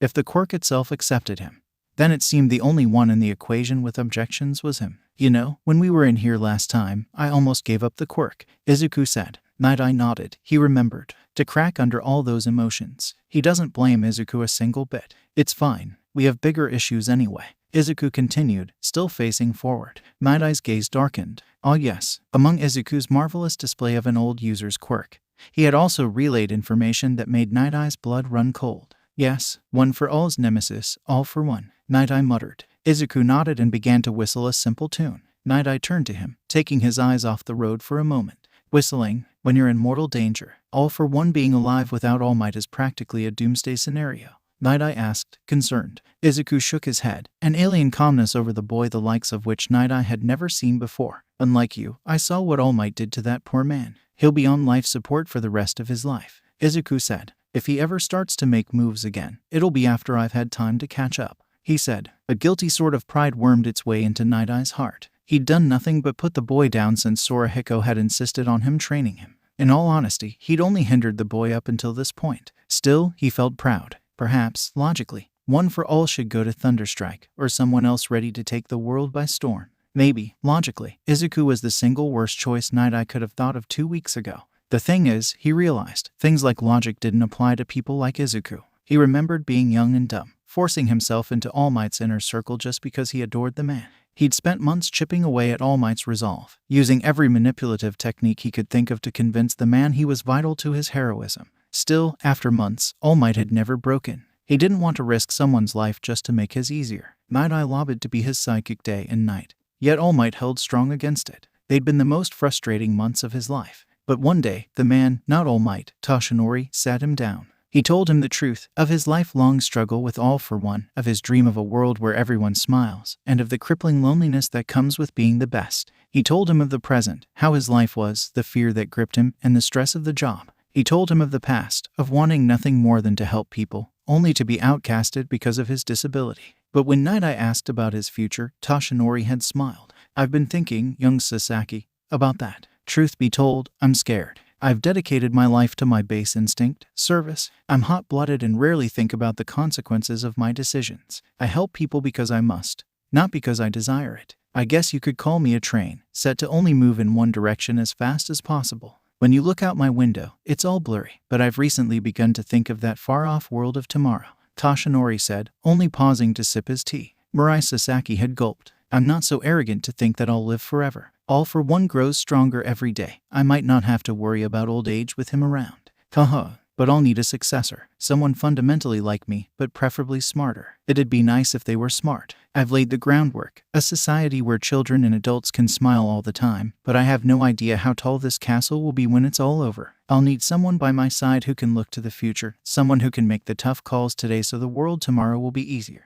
I need someone to balance me, someone who can invest in the future. Sir Night-Eye glanced at Izuku as the boy fiddled with the archaic window swivel, a tranquility to his expression that betrayed the gravity of his position. He glanced at the boy's stub. He's not ideal, logically. He's crippled and tiny and ignorant. Every day that passes without the symbol of peace is a day an innocent man gets hurt. But people still smile, even if life is hard. They remember the good times and will weather the bad until they return. They make hard choices for better futures. The boy was broken, but he would heal, given time. Time. Night-Eye checked his watch reflexively. It was an early line of All Might merchandise, something only a superfan could have gotten his hands on during the Silver Age. Toshinori's beaming smile stared back at him from behind the clock's hands. To invest in the future, to nurture and better it, for a better tomorrow. To do what All Might never would, or could, now. I guess I'll have to actually start teaching you, huh? Izuku fidgeted outside the door to the Takage shop. It was Sunday, 2 weeks after the villain attack that had left the building in shambles. The store was closed for that day, but that didn't bother the Midoriyas. They were there for more personal reasons. He glanced down at his left side. Izuku had left his new prosthetic at home, wanting to feel as authentic as possible. His green button-up was standard except for his left sleeve, which was cut short and sewn at the end. It made it less of a short sleeve and more of a pocket for his arm. Inko was also in a button-up but was sporting a purple pencil skirt. They had decided on business casual. She glanced at Izuku. Are you sure you want to do this? We'll be stuck with them for a few hours. I know you might get uncomfortable. Inko asked. Izuku shook his head at her worries. We're their guests, Mom. If I need a break, it's not like they'll hold me hostage. Izuku replied. With that, Izuku gave a firm knock on the shop window he hadn't shattered 2 weeks ago. He still flushed whenever he thought of it. Across the inside of the store, Izuku saw Mrs. Takage hop down the emergency ladder. Walking over to the front door, she greeted them with a smile. Hiya, Midoriya. Ms. Midoriya too, of course. You two look so lovely today. You didn't have to go all out for us. This is a gift, Mrs. Takage said, bowing and shaking their hands. Inko shook her concerns away. No, you can't say that and come down to greet us in such a pretty little dress, Inko said. Mrs. Takage laughed and invited them in. Izuku looked around, a little mesmerized. The shop was almost back to 100%. While there were still the occasional bullet hole and broken window, the interior had been cleaned up. Izuku could barely recognize the place. It had been remodeled to the point that he couldn't even remember how he fumbled around after he broke in. The Takages might not have realized it, but that took a weight off his shoulders. He had come here expecting to block out most of the setting. Without obvious reminders of being shot at, his mind was at peace. Izuku was happy to take in the coziness of the shop without worrying about dodging bullets. As they walked through, he took a peek at the ladder. Hey, Mrs. Takage, what about your stairs? Do you guys just not use them? I didn't use them because I didn't go into your back room, but I assume you have some. Izuku asked. Mrs. Takage shrugged. They're old and we don't use them too much. All our quirks make it so that climbing ladders is easier. I'm ambidextrous and my joints never swell up or feel pain. My husband has minor telekinesis, which he uses to reinforce his body. Setsuna can fly, obviously, she said. Izuku's eyes widened. He was about to ask about Setsuna being able to fly, but his mom spoke up first. Oh, minor telekinesis. I've got something similar. Izuku. Well, he's all over the place, as you saw, hee. Inko said. Izuku cringed a little but nodded. They all climbed the ladder, with Izuku helping his mother to her feet at the top. Surrounding them were the Takages as they patiently waited for them to stand up and adjust themselves accordingly. When Inko was done making sure her skirt wasn't off-center, the two parties made a proper greeting. About a week ago, after Night-Eye's apology, the Takages had invited them for a small dinner. This surprised him, as Izuku hadn't exactly done what he set out to do. He hadn't heroically escorted them out into the alleyway away from the danger. In reality, they had dragged Izuku down the alley whilst he was bleeding out. They had insisted, however, that he was a hero. He hadn't felt like one until they pointed out he tackled a live gunman when he threatened their family. Izuku still didn't feel like a hero, especially with a bullet in his leg, but he accepted the dinner. Now, here he was, sitting at the same table in the same room he had tackled a gunner in. It was odd, but it wasn't so jarring that it set him off. Besides several thank yous when he first arrived, nobody had overwhelmed him with their presence. His mom might have warned them, but Izuku liked to think they were just being mindful. That was, except for Setsuna. The green-haired girl had snatched the seat next to Izuku from his mother and had been pelting him with questions. What school do you go to? Setsuna asked. I'm homeschooled, Izuku replied. Why? Setsuna asked. I didn't want to be around kids my age. Izuku replied. I'm a kid your age. Do you want to be around me? Setsuna asked. Izuku blushed a little bit. Why, you're fine, as long as I don't get overwhelmed.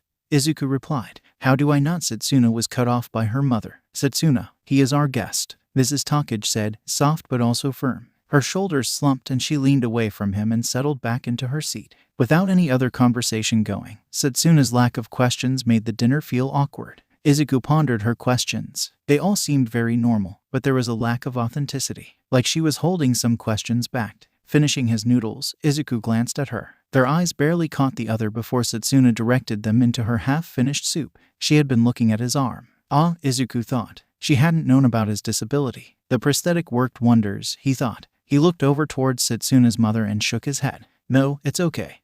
I broke into your house. She can ask anything she wants, Izuku said. Across the table, Mr. Takage choked back a laugh. His wife did a poor attempt at hiding her giggles, however, so the table burst into laughter. Izuku hadn't been joking, but he wasn't going to say anything. He laughed with them, despite himself. Izuku made a gesture to everybody as the laughter died down, pointing at them and then himself. Ask away. Just give me a little break afterward, please, Izuku said. With polite smiles on everybody's faces, Mrs. Takage was the first to ask a question. Why were you out in the streets in the first place? We didn't get a good look at the fighting at the time, but the news report made it seem really bad, she asked. Izuku pondered this for a moment. The news report hadn't mentioned him in the slightest, probably because his mother asked for him to be unnamed. They hadn't covered him being thrown from a flying car or him using his quirk in public.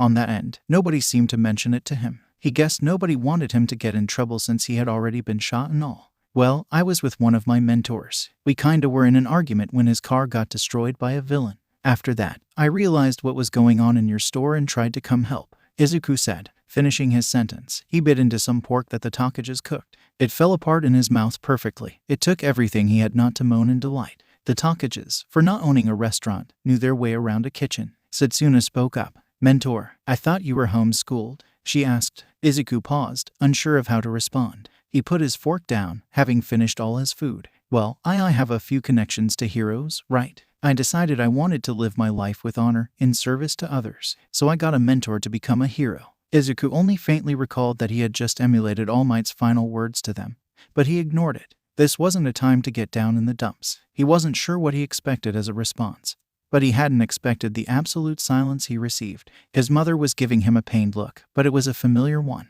It was her signature look of regretful pride that she wore whenever he said something dramatic. The other looks he received were foreign, however. Across the board, the Takages looked concerned, in awe. Izuku didn't know how to react to this response, so he kept quiet. Dinner wrapped up within a few minutes. After cleaning up, the Takages invited them to stay a while longer, which the Midoriyas agreed to. The adults and the children split apart naturally, with Inko and Setsuna's parents taking the living room and Midoriya and Setsuna taking her room. As Izuku walked behind Setsuna into her room, he flushed. Being in a girl's room was unimaginable to Izuku. Even before the incident, Izuku didn't talk to girls. They either avoided him, bullied him, or interacted with him minimally if they had to. He understood why, of course, but that didn't make it better for him in any way. Now put into a position where he was with a girl in her room, he didn't know what to do. So, he just stood awkwardly on the threshold and watched as she sat down on her bed. Sweat began to trickle down his back and he wondered what he should do. Setsuna's voice caught his attention. What are you doing?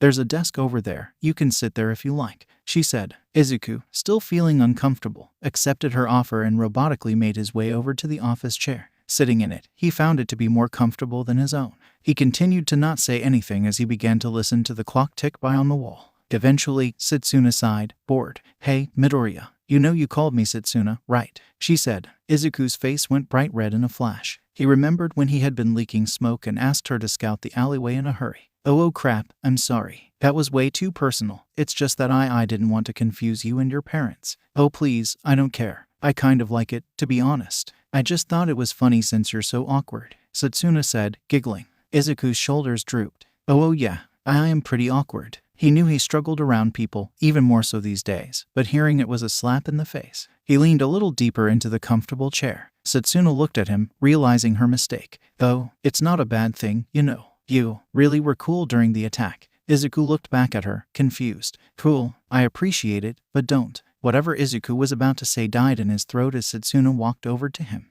Grabbing his hand, she hauled him to his feet. unapologetically pulling him into a hug. Izuku felt like his face was on fire as Setsuna's arms wrapped around him. He was so out of his depth that he didn't stop her or hug her back, he just stood there. She didn't pull away. In his ear, he heard a small sniffle. "Why you? You jumped on that jerk the second he saw me and my mom. I would have lived if I got shot because I can heal, but my mom, you saved her. You really were heroic, dude," Setsuna said, stifling her tears. Izuku was frozen, but slowly, ever so carefully, he placed his palms on her back. He didn't say anything. He couldn't. "What made you come to us? What were you thinking when you decided to try and help? Was it because I helped you get your stupid sunshine soap? Is that why you risked your life for us? For me?" Setsuna begged. Izuku's head began to swim from the stimuli and emotion rampaging through his body. "I didn't think. I did it because no one else would," Izuku muttered. Down beneath his pants, he could feel the stitches in his leg from the bullet wound burn. After some time, Setsuna pulled away. Her eyes were red. "Izuku," Setsuna began. He felt his heart skip a beat at his first name.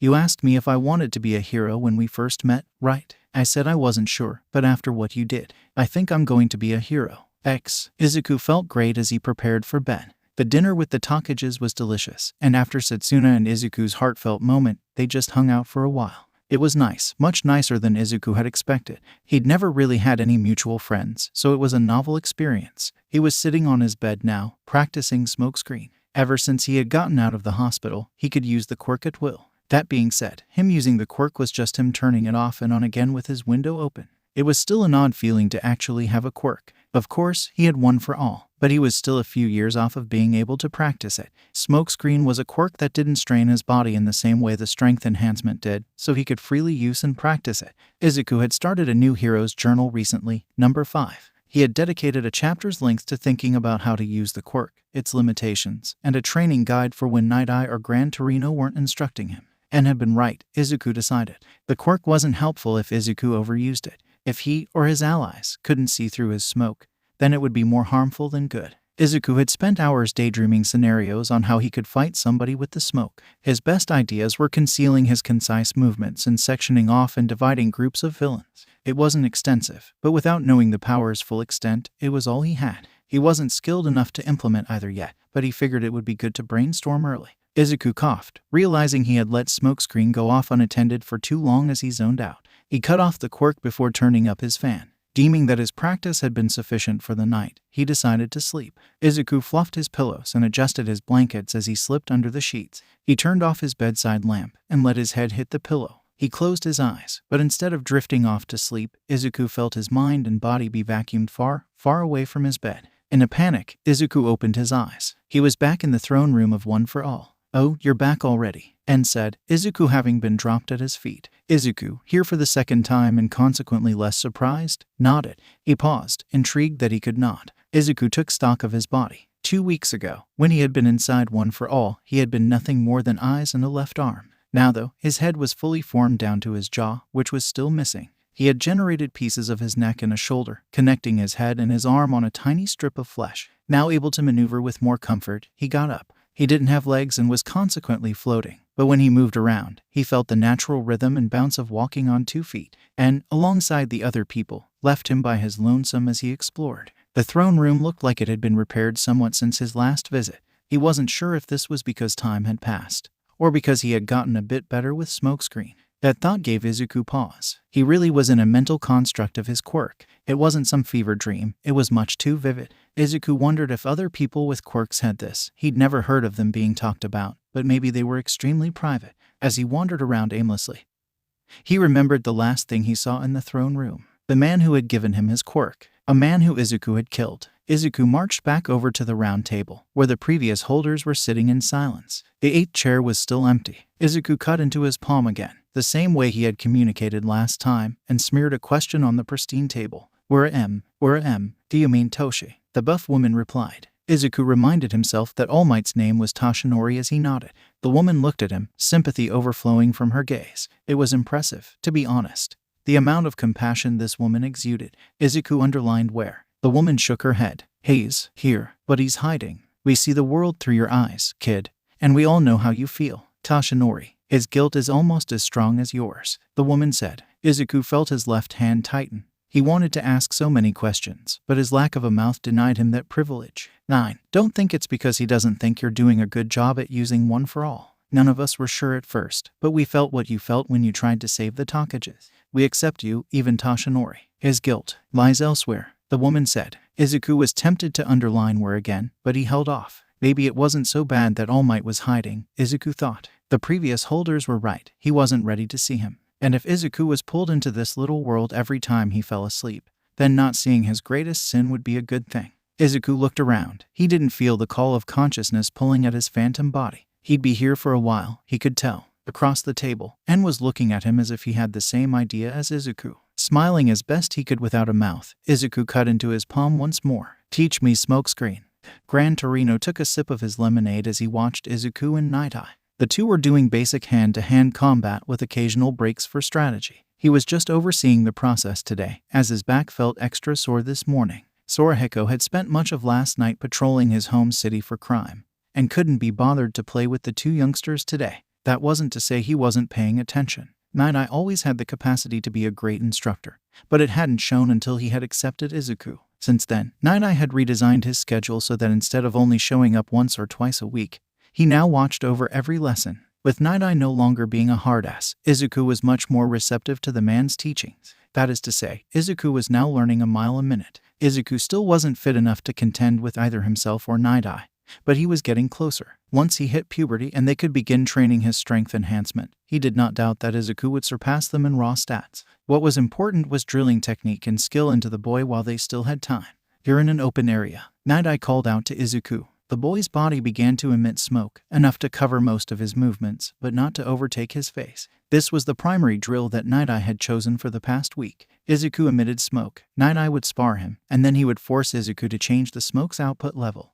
The exercise did several things at once, and it worked like a charm. Izuku could practice the basics of Smokescreen, hone his hand-to-hand, and learn to fight with his quirk all in one motion. Compound exercises like this were the lifeblood of his training, but they also had days to work on specific things. Now that Night-Eye was with them daily, the complexity of individual sessions grew. Izuku no longer ran a Parker course while dodging baseballs. Now, he had to catch every third ball while being chased by Night-Eye through a more complicated course. If Izuku fell behind any pace faster than his best, Night-Eye would strike at the boy. Lord, Gran Torino thought. If his mother knew just exactly what we were doing, she might blow a fuse. He likened this training to his days as a UA teacher, specifically when taking the kids to summer camp.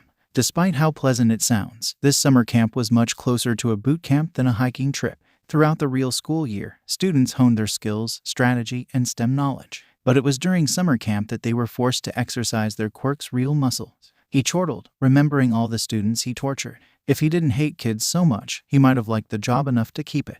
Midoriya was an exception, though. Perhaps it was the trauma, but he was reserved and quiet. He was respectful to boot, and that made him the ideal student for Sorahiko. The boy was easy to teach, so much so that it was almost concerning. Izuku had natural smarts, a great work ethic, and supreme reflexes. The only thing holding the boy back was a mix of three things: inexperience, age, and overthinking. Unfortunately for Izuku, all three were going to take time. Eventually, though, the boy would grow into a man, which covered two of his problems. But Torino wasn't sure how to shake out the overthinking. It pained his heart to watch the boy spar. No smoke, Night-Eye called out. Izuku's smoke dissipated completely. Sorahiko watched as the two began a simple exchange. Night-Eye held back the strength of his blows while making his attacks obvious before they launched. In the future, Night-Eye would dial up the strength and dial down the obviousness, but the point was to get Izuku to pick up on fighting patterns. Night-Eye stood in a strong back position, before twisting his back leg outwards and putting his weight forward. To Gran Torino's eyes, he was clearly going for a roundhouse kick. To Izuku, Night-Eye was also clearly going for a roundhouse kick. No problem, right, wrong. Gran Torino watched as Izuku's gaze locked onto the larger man's back leg, rotating hips, and arm position. The problem came in when Izuku didn't focus on those things. Like a ping-pong ball bouncing around a tiny box, Izuku's eyes looked at everything. Sorahiko could tell that the boy knew a roundhouse kick was coming but was so busy processing everything that he couldn't react in time. Izuku received a kick to the ear, knocking him to the floor. Izuku got back up, rubbing his ear. No blood, that was good. Probably rang like hell, though. He got back into the stance Night-Eye taught him. Right side forward, arm bent tightly with a hand at chin level, feet shoulder width apart. It was a stance meant to allow Izuku room to feel out an opponent while also preparing his weight distribution for a spinning hook opener. Of course, he wasn't supposed to use that as an opener every time, but it was a building block. His overthinking wasn't the only problem, Sorahiko thought. He watched as Izuku bounced toward Night-Eye, feet barely touching the floor as he prepared to send his own kick. Izuku got in his range to attack, but instead of kicking, he hovered there, unsure of what to do. The boy didn't even realize that his legs were already twisted in the perfect position to emulate Night-Eye's roundhouse. After half a second of hovering there, Izuku's footing switched and he went in for a palm strike. Night-Eye easily batted Izuku away, unfazed. Izuku's two biggest issues, in reality, were the same. Izuku's body and instincts had the making of a legendary mixed martial artist, but his mind was holding him back. That and the lack of a right arm. Even though Izuku's body had already prepared for a reaction during both encounters, Izuku hesitated before choosing something else entirely. It made for an awkward, clumsy fight. Sorahiko sighed. Night-Eye knew this, he knew this, and yet they didn't have a good idea on how to beat it out of him without hypnotizing the brat. He set his drink down and got up, stretching his back to knock out any cricks and pains. Sorahiko was going to get involved with today's session, and that meant overtaxing his back. Gran Torino was going to have to take a vacation after this. Hey, let me talk to the brat for a minute, he called out to Night-Eye, who was dancing around Izuku. The man nodded and made his way back to their rest area. Izuku collapsed on the sweat-filled mat he'd been on for the past 30 minutes, exhausted. Torino let the boy sit because he'd be drilling the hell out of him after he was done ranting to the boy. Kid, do you know why Night-Eye kicks your ass every time? He asked. Izuku looked at him, dumbfounded. Ooh, is it because he's twice my height with 2 decades of experience on me? Izuku replied. Sorahiko didn't entertain the boy with a laugh, he just cut right to the point. No, it's because you're fighting more than just Night-Eye. You're fighting yourself, he replied. Izuku's face was the epitome of confusion. Fighting myself? Is this some kind of cheesy joke? Izuku said. Torino shook his head. Your instincts are impeccable. Some of the best I've ever seen, among heroes and martial artists alike, he began. For some reason, his words seemed to have struck a nerve within the boy, as the kid's gait turned defensive. But you overthink things. Tell me, what ran through your mind right before you got kicked in the head a few minutes ago? Torino continued. Izuku sat in silence as he looked at his hand, contemplating the question. I saw his back leg move, so I thought he'd kick me. I tried to dodge, but Gran Torino cut him off right there. The boy wasn't even self-aware. No, you saw his leg move back for a kick, and decided, for whatever reason, to look at his hands, chest, face, shoulders, and just about everything else before getting kicked in the head. He said. Izuku was lost, and he could tell. Am I supposed to ignore everything else? Either way, I still wasn't fast enough to avoid the kick, so does it matter? Izuku said. Gran Torino groaned. Stop being an idiot, brat. Night-Eye, he called over to the resting area. What is it? Night-Eye asked, walking back over to them. Sorahiko turned away from Izuku, who was still sitting on the floor. Next time you're out, go buy a camera. We need to start recording Izuku's spars and making him watch them back. I think if he sees what he's doing wrong, he'll be able to fix himself. Brat, he turned back to Izuku. Give me 30 push-ups. I'll get back to you on your issues soon enough. Well, Izuku thought, at least he didn't topple over, picking up groceries for his mom. Izuku was stealing glances at his phone. Mr. Takage would have been ringing up his items, but he had to take a call. Knowing the man was busy enough as is, Izuku decided to wait to check out until he finished. Maybe it was the wrong call, but the way that Mr. Takage's shoulders seemed to relax told him he appreciated it. So, he just sat by the counter and rewatched his most recent spar with Night-Eye. Third-person perspectives were always weird. No matter how serious or focused he felt in the moment, he looked silly in retrospect.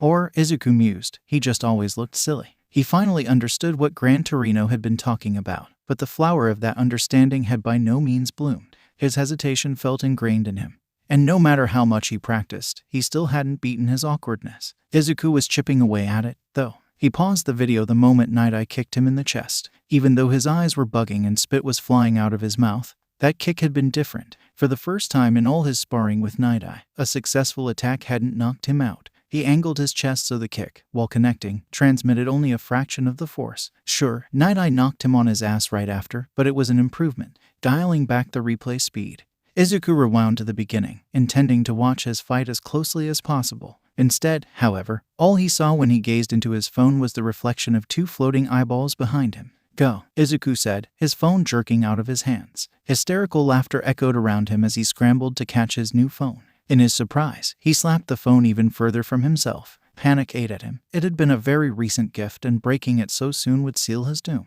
Covering his eyes and turning away, he resigned himself to the phone's fate. A second passed, but no sound of shattering glass cursed his ears. His fingers spread apart as he gave it a hesitant peek. "Ooh," Setsuna said, her floating face an inch away from his. For the second time that day, Izuku squawked in fright. Oh man, you're too easy. Haha, she said, holding his phone in a floating hand. Izuku slumped, letting his back slide against the counter, and he dropped to the floor. Groaning into his hands, Izuku gave out a pitiful whimper. Oh God, Set, you're gonna kill me one day, he said, his arm going limp by his side. Setsuna gave him a shark's grin, reassembling her parts into a more human shape, but not giving over his phone. Ignoring his comment, the girl began inspecting his phone. Not bothering to stop her, Izuku focused on getting his racing heart under control. Tapping the play button, the girl began giving the video a once-over, a small pout tugging on her lips when she realized it was in slow motion. Hey, can I have that back, please? Izuku tried to say, but the girl interrupted him as her jaw literally dropped to the floor, a squeal ripping out of her throat. Holy crap, Izu, is that Night Eye? Sir Night Eye, the girl said, her voice coming from the floor where her mouth was. Izuku paled as he scrambled to his feet, trying to snatch his phone back from the girl, forgetting his video with Night Eye was open. His haste wasn't rewarded, as Setsuna simply popped her top from her legs and floated out of his reach, still watching the video. And no, that's his brother, Izuku said, wincing. Even though her face was disfigured and in multiple pieces, he could still see her expression morph into one of you serious. Dude, your mentor is Night Eye. Holy wow. And I thought I had friends in high places, Setsuna said. Izuku's gaze whipped between her mouth on the floor and her eyes on the ceiling, having no idea which to look at. Friends in high places? Who do you? Izuku said in between spikes of excitement from his video. Even though it was slow and reverberant, the action was fast enough that the sounds of grunts and successful attacks were distinct. They both winced after a particularly bad blow to his sternum. He rubbed his stomach where a purple silhouette of Night Eye's shoe had printed itself. Setsuna floated down, becoming whole once again. Dang, my cousin, oh wow. Did he really kick you that hard? Setsuna asked, eyeing the exact frame where Izuku's body folded over like a piece of paper. He didn't really know what to say. Nobody had told him to keep his training a secret. But he got the impression that Night Eye would discourage him from revealing it. Stealing a glance at his phone, he sighed. She already saw it. It wasn't like telling her the bare bones of it would hurt. And not really. He pulls his punches most of the time. As still hurt though, I guess, Izuku said. The girl had an odd look on her face, like she had eaten something with an unfamiliar flavor. Not bad, but it had been out of her comfort zone. Do you do that kind of thing all the time? She asked, her eyes refusing to meet his as a stray finger swirled loops with a lock of her hair. Her voice had taken on a faraway quality, as if she was thinking about something else. Why yeah, I kind of need to. Otherwise I can't really be a hero, let alone a good one. Why, you know about my arm. Half the arms, double the effort. Or triple, I guess, he said, rolling his shoulder with the prosthetic for emphasis. She still didn't look at him. You really want to be a hero? Huh, of course. Don't you want to, as well? I thought you said so that one time. His cheeks took on a slight flush as he said it, remembering their hug. Yeah, wow, are you okay? She asked, pulling her hair lock taut in the same movement as she turned to him. Her swamp green eyes bore into his own, their darker color reflecting a sense of seriousness. Izuku swallowed. Another question he didn't know how to answer. He'd met her a few times since their dinner. They always had a chat or something close, but they rarely talked about heavy stuff. The most she'd even mentioned about his arm was offhanded questions about his prosthetic. She knew he had baggage, but she'd never seriously grilled him on it. It was one of the reasons why he felt so comfortable around her. Something squirmed in his chest when he thought about answering, but he pushed past it to appease her. Well, my therapist thinks I'm doing better, but there are areas for improvement, Izuku admitted. Setsuna's eyebrows shot to her forehead, literally popping off her head in surprise. She stumbled back, shaking her hands out as if to stop him. I meant like, from the kick. You don't gotta talk about all that. It's fine. A fierce blush exploded on both their faces from his oversharing. Izuku immediately began rattling off apologies and tried backing away, but only bumped back into the counter and fell on his butt. Oh my, Setsuna said, trying to stop his descent but only tangling herself and falling down with him. With her added weight, Izuku's back hit the ground with double the force, knocking the air out of his lungs. She rolled off his chest as soon as possible, panicking as Izuku coughed, struggling for air. In their mini frenzy, neither noticed as the hatch to her apartment opened and Mr. Takage climbed down, pocketing his phone. It wasn't that big of a deal. Not even a few seconds after Izuku finally caught his breath, he made eye contact with Setsuna. A foreign feeling of warmth flushed through him as he looked at her from below. Her worry faded as their eyes locked. Neither moved for a second. 2, 3 seconds went by, and they burst into giggles. They laughed so hard that Mr. Takage was able to get to his counter and sit down without the kids noticing him. They laughed so hard that they never noticed how Mr. Takage watched them, bagging and checking out all of Izuku's items. They never saw the smile gracing his lips. "Good Lord, Izu, I've never seen an apology go so poorly before," Setsuna said, helping the boy to his feet. His face was still a radiant, bright red while a pink tinge still hung loosely on her cheeks. Sorry, I should have been more careful." "Nah, it's cool. I can kinda get the confusion." "Alright, can I have my phone back?" "Definitely not. Hold on," Setsuna said, reaching into her back pocket to pull out an identical device. The only difference from his was a cartoon Tyrannosaurus sticker covering the brand logo. She tapped their corners together. Both phones buzzed, and Setsuna pressed a button that looked suspiciously like accept on his device. She fiddled with it a bit more before handing it over, a triumphant smile on her face. "Booyah, check it," she said, pointing at the new contact. A Setsuna-saurus. Next to it was a little pterosaur holding a littler pterosaur. Izuku looked at it like it was a 24-karat diamond. He glanced at the contact, then at her before bouncing back. "Are you sure? I don't really know how to text or call," he said, hesitant like she would realize she made a mistake. She nodded, bouncing a little in place. "For sure, even if you don't, you can just practice with me," she said, as if it wasn't the most embarrassing thing he'd ever heard. His dying blush reanimated itself, stronger than ever. He turned a little, just enough so he wasn't looking directly at her. "SSS sure. Why did you put an next to it? Or added all those dinosaur thingies?" he said, only just able to choke out the question. Her grin morphed into her more familiar shark grin. "I like dinos. I thought that part was obvious. Also," she said, getting close enough to point at the on his contact. "With that, I'll always be on the top of your list, even if my name would alphabetically be at the bottom." Izuku simply could not compute that answer, inching away from the girl as if he'd explode if he stood next to her for even a second longer. What he hadn't expected, however, was to see her father watching them as he turned to the counter. His soul left his body. Hours later, after Izuku had retrieved his soul and had gone home, Setsuna Takage was thinking of the perfect first text for Izuku when she heard her door open. It had already been ajar, but she knew how the hinges squeaked when they were at the halfway mark. "So, the top of his list, huh?" her father said, a smirk gracing his deceptive older features. Blood rushed up the back of her neck at the same speed that she closed the messenger app she had opened.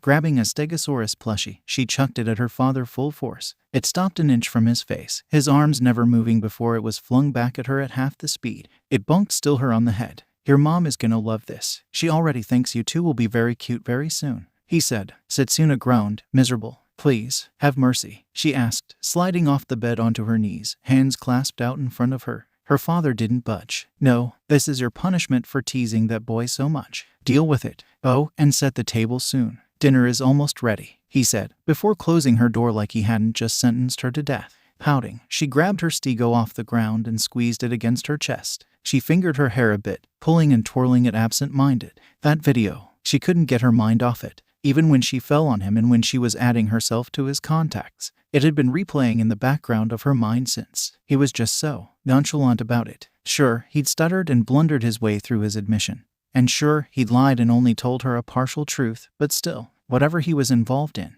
no matter who he was involved with, he was dedicated. That kick would have put her out of commission for a month, let alone just bruise her a little. She got the impression that it hadn't been the first time, and it definitely wouldn't be the last. Rolling onto her side, she wondered how often he did that kind of thing, and if it was worth it to him. She had told him she wanted to be a hero. It hadn't been a spur-of-the-moment claim. She'd been thinking about it the whole week he'd been in the hospital and the week leading up to their dinner. What he did, however, was barely imaginable. Breaking into their house just to help them, first off, had been wild. It was something she'd imagine All Might doing, not someone her age. Second, he jumped a live gunman. She'd never seen a civilian do anything like that. Really, she'd never seen a hero do it. Heroes just didn't grapple gun-wielding gangsters unless they were bulletproof. And those heroes worked higher-profile jobs than street crime. Third, he did it all with just a right arm and balls of steel. She could sort of imagine what it was like to be an amputee. She'd misplaced her disconnected limbs a lot when her quirk first came in. She'd go hours lopsided and uncomfortable, but that was incomparable to simply not having one.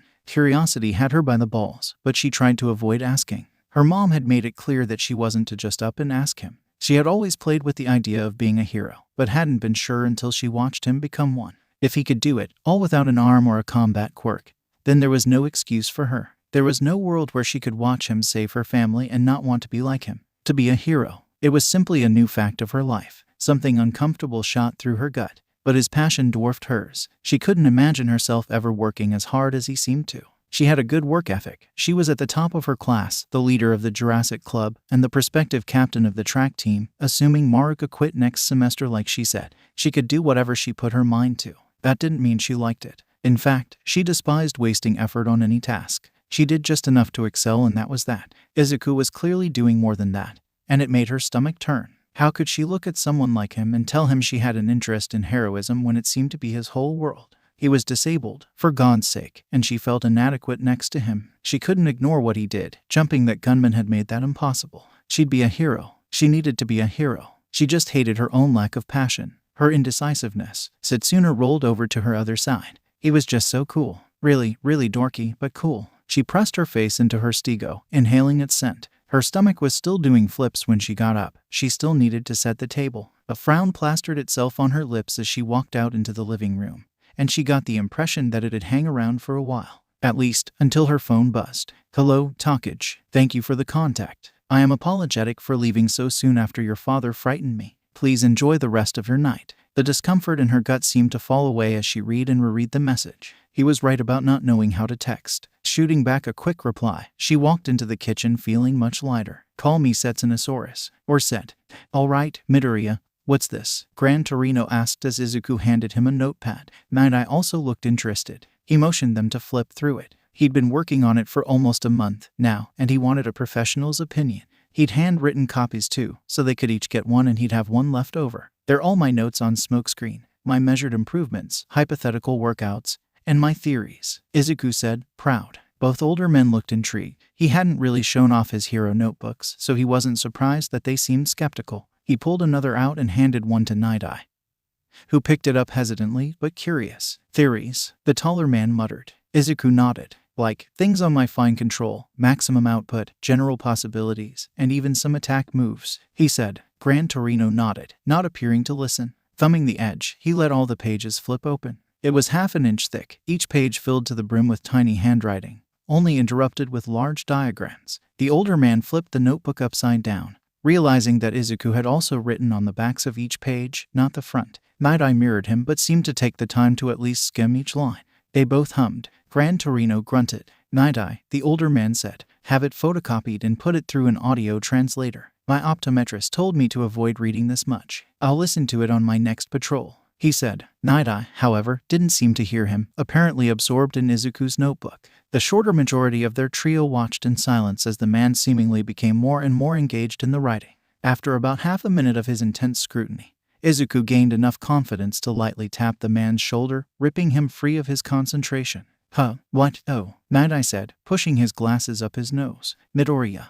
Yes sir. Excuse my language. This is fucking fantastic. Is this your first ever quirk analysis?" Night-Eye asked, rising to his full height. Izuku shook his head. Not really. I've been writing in these kinds of notebooks all my life. This was just the first quirk I've had the pleasure of personally testing. "'Cause, you know," he said. Night-Eye nodded at this, snapping the notepad closed. "Tomorrow, you are going to bring me every single notebook so I can digitize them. I want to read them all. Furthermore, with your express permission, I am going to redact all relevant personal information and information about One for All before sending this to a quirk professor. From those first few pages alone, I doubt I could seriously give you the level of criticism that you need," Night-Eye said. Izuku and Gran Torino gaped at him, the latter reopening the notepad to give it a second glance. "Are you sure, sir? I don't really think that." "Positive. I suppose this begs the question, how is your schooling? Where are you at, grade-wise? Is this your magnum opus or do you consider your other topics to be at a similar level?" Night-Eye asked. I don't know.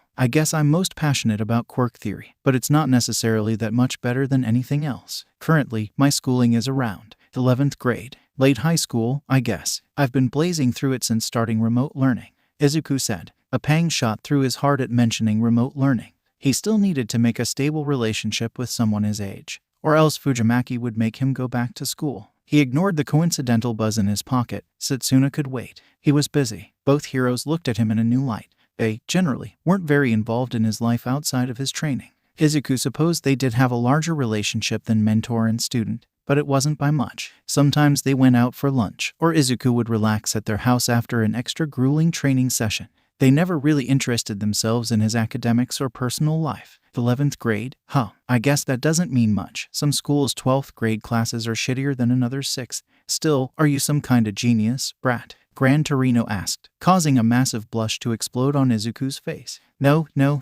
I'm just completing the coursework faster because I don't have to wait for teachers to give it out. Gran Torino raised an eyebrow. Izuku's blush deepened. Night Eye was eyeing more of the notepad. Well, this is fun, kid. But you've missed out on about 10 minutes of running with this little notepad diversion of yours. Hit the track. Mirai, the older man motioned, closing the booklet with a sharp snap. Night Eye jumped into action. Izuku screamed as the man sprinted after him, a pocket watch appearing in his hand. Mirai Sasaki felt off balance. He'd done his job, run Izuku ragged on the track while keeping him at his personal best. He'd only had to actually attack the boy once, as today was another day in a row that Izuku broke his previous record. It didn't happen every day or even every week, but Izuku's improvements usually happened in clusters. In almost every aspect, the boy was getting better. His coordination was better than a normal kid his age, even considering the accident. His agility was encroaching on those of Shiksu applicants. His use of Smokescreen grew by leaps and bounds every day. The only thing he still struggled with on a fundamental level was hand-to-hand combat. And Night Eye finally had the answer why in his back pocket. The notepad was at least 60 pages thick. Izuku fit 2 lines between the college rule guidelines, back to front with detailed illustrations in addition. Izuku had written, at the lowest end, 3 separate versions of it by hand for them. The boy made the term overthink an understatement.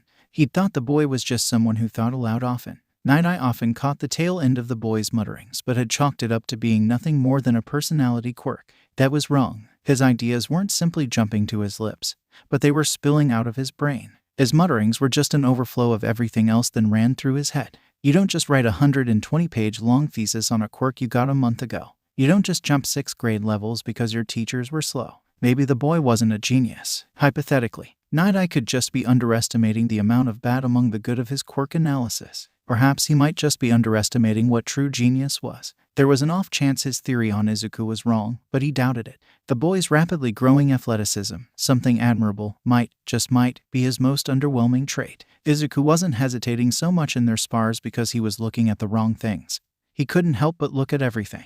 It was the skill a fighter learned after decades of study and practice, to see everything, all at once, and know how to exactly counter and react. Night Eye was certain Izuku could fluently speak the language of battle. He just couldn't read or write it, and it made him second-guess himself. He cut Izuku's session in half, overriding Sora Hiko's complaints. Getting this notebook to people who knew how to cultivate this kind of skill was far more important than the boy's midweek workout. He might have sped home. Of course, driving over the limit was ill-advised, but he never had anything to worry about. Not only did he know that no officers would pull him over, but he also knew that he wouldn't crash. There had been a few times in the past decade where that hadn't been the case, but Mirai had been thorough in lessening the damage done by staying slow and being careful before it happened. Stopping by the office, he photo-printed a copy before going home and handling his routine. Without ever touching the original, Night Eye took a thick Sharpie and began striking out the necessary pieces. People needed to read this, he had decided, but people did not need to know about One for All. No one did, not even his old peers at UA. Not even Sasami Fujimaki, the Queen of General Studies 97 and his high school sweetheart. Izuku was brimming with nervous excitement. His training had ended early today, and therefore he was taking a different train home. Or, rather, the same train at a different time. Still, walking over to his normal seat, far away from the handicap section, it felt different. The people he'd come to associate with his ride home were nowhere to be found, replaced by stranger, more alien people. It wasn't like he knew his fellow passengers personally, but the comfort of consistency was eradicated, leaving him a little antsy to get home. On top of all that was Night Eye's odd behavior and wild declarations. He wanted to die from the embarrassment when he announced he wanted to have it professionally looked at. Izuku never wanted to make a big deal out of it. He just wanted them to give him a yay or nay. Maybe they could have tested out his ideas in the big warehouse, or they could have had a discussion about his theories. The radical reaction from Night Eye had been the last thing he wanted. It was exciting though. The thought of a real, honest quirk analyst giving him feedback sent happy jitters down his spine. It didn't even matter if they didn't like it if he was honest. Just the novelty of someone appreciating his efforts felt fantastic. Izuku felt like he was on top of the world. He shot a text at Setsuna, trying his best to be less formal. A small smile graced his lips when, as soon as the message delivered, Setsuna's tiny pterosaurs popped up to read it. Before the girl's reply came back, however, a voice interrupted him. One that he had almost forgotten, but still struck a deep chord within him. "Boy, Deku, the hell are you doing in my seat?" Bakugo looked tired. It honestly threw Izuku for a loop. He was so used to the boy's normal appearance, prickly, alert, like he was always ready to burst out of his clothes for a scuffle. His Bakugo had looked like a ticking time bomb, always an inch away from exploding. This Bakugo looked more like a steam engine, bubbling and exuding pressure, but measured, controlled-ish. The blonde boy dressed casually, like he'd just come back from an outing with his goons. Though, Izuku noted, he couldn't see any of the usual suck-ups. Maybe he'd told his boys to screw off one too many times. But from the way his palms were twitching, maybe he'd been doing some secret training. Shaky hands were his tell that he'd exhausted his quirk. Izuku didn't know how you secretly practice lighting off explosions in a city, but he wasn't a judge. He wanted to get out of Bakugo's way. More than anything, he just wanted to avoid confrontation. Scrambling to his feet, Izuku turned to the train's exit. Waiting a few extra hours for his train would be easier than dealing with the blonde. Before he could even take a step, however, two things happened. First, he felt a steel grip on his tricep, holding him in place. Second, the train doors slammed closed. A brief yellow light flashed overhead, warning of the impending acceleration before the view of the station slid out of view. "Oi, fuck area going," Bakugo said, tugging on his arm. It wasn't rough, but to Izuku, it felt like a branding iron clamped on him. Robotically, Izuku turned to face the taller boy, unable to respond like a reasonable human. Huffing, Bakugo shoved his arm out of his grip. Izuku stumbled. Ihalo kkk kakach-chan," Izuku tried to say, his throat growing tighter and drier with every syllable. Kaken gave him an exasperated look before slipping past him and sitting in Izuku's place, not even bothering to move Izuku's back. He cast a blatant look in his direction, not bothering to hide how he studied him. His eyes trailed from his bright sneakers, up his newly muscular legs, and lingered on the tips of his fake fingers. A war waged inside Izuku. It was a harsh battle, fought by 1,000 warriors of 100 nations. Izuku's gut was churning with the exertion, making him wish there was a real bathroom on the train and not an emergency cubby. One nation wanted him to run, to leave his bag and escape to the handicapped section, no matter how many gnarly looks were sent his way. Anything but confrontation. Speaking to Kaken was the losing condition of their war. Another nation wanted him to speak, to talk with the boy he looked up to all his childhood. It had been closing in on a year since he'd last seen the bigger boy, and he wanted to catch up with him. It didn't matter to this army that they'd barely held a conversation since they were 4. They just wanted to chat, to show off. There were warriors in that army, however, who defected to a third party. Each had their individual reasons, but they all recognized a singular truth. There are only 2 people Izuku had ever met who came close to his own obsession with All Might. One of them happened to be standing in front of him. None of these warriors dared face the man he indirectly hurt. These conflicting ideas forced stomach acid into Izuku's mouth like a geyser. Doubling over with his hand to his mouth, Izuku did everything to not throw up. Bakugo scooted away from him. "Fucking quit that shit. If you're gonna hurl, do it over there," he said, throwing a haphazard thumb over his shoulder, not noticing he was pointing at a pregnant woman. She scooted over as well, giving both of them a dirty look. It took all of Izuku's strength to push his vomit back down, the effort sending him into a kneel. Sucking in breaths like a dying man, Izuku kept his lunch in his stomach, muttering curses under his breath. He took a glance around and wished he hadn't. Every person was staring at him like a particularly unpleasant bug. A pregnant woman, primary schooler, salaryman, and a man with a scar on his chin were giving him especially wary looks. He felt a shoe nudge his thigh. His eyes trailed from the sneaker, up a dark pant leg, to a shirt, and landed on the scrunched face of Bakugo. "Can you fucking stop? First, you fuck up being saved by All Might. Now you're fucking up my commute." "God," the boy grunted. Izuku blinked. The train disappeared. Thunder consumed every sense in his body. 1,000 million bolts of lightning struck his ears, spinning around him like blades on a fan, or was he the one spinning? He tried standing, but he only managed to get to 1 foot before falling onto his side. Helpless. Nothing he did could stop his lunch from escaping him. His self-control evaporated.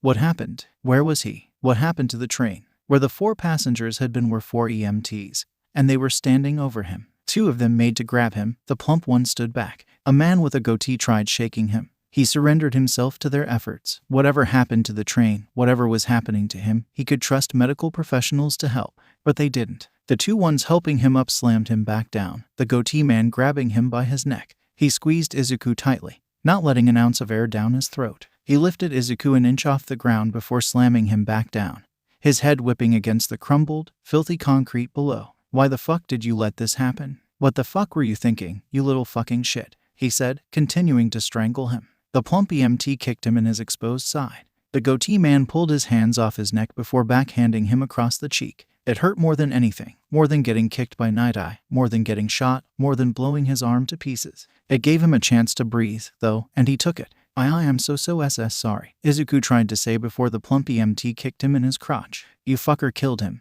You ruined my life, she screamed. Izuku groaned, rolling over away from them. He shouldn't have. Where Katsuki Bakugo had been, All Might's corpse had taken its place. The man was far past putrefaction and was barely more than bones. Yet a river of blood continued to seep out of him. He tried to cover his eyes from the stomach-churning sight.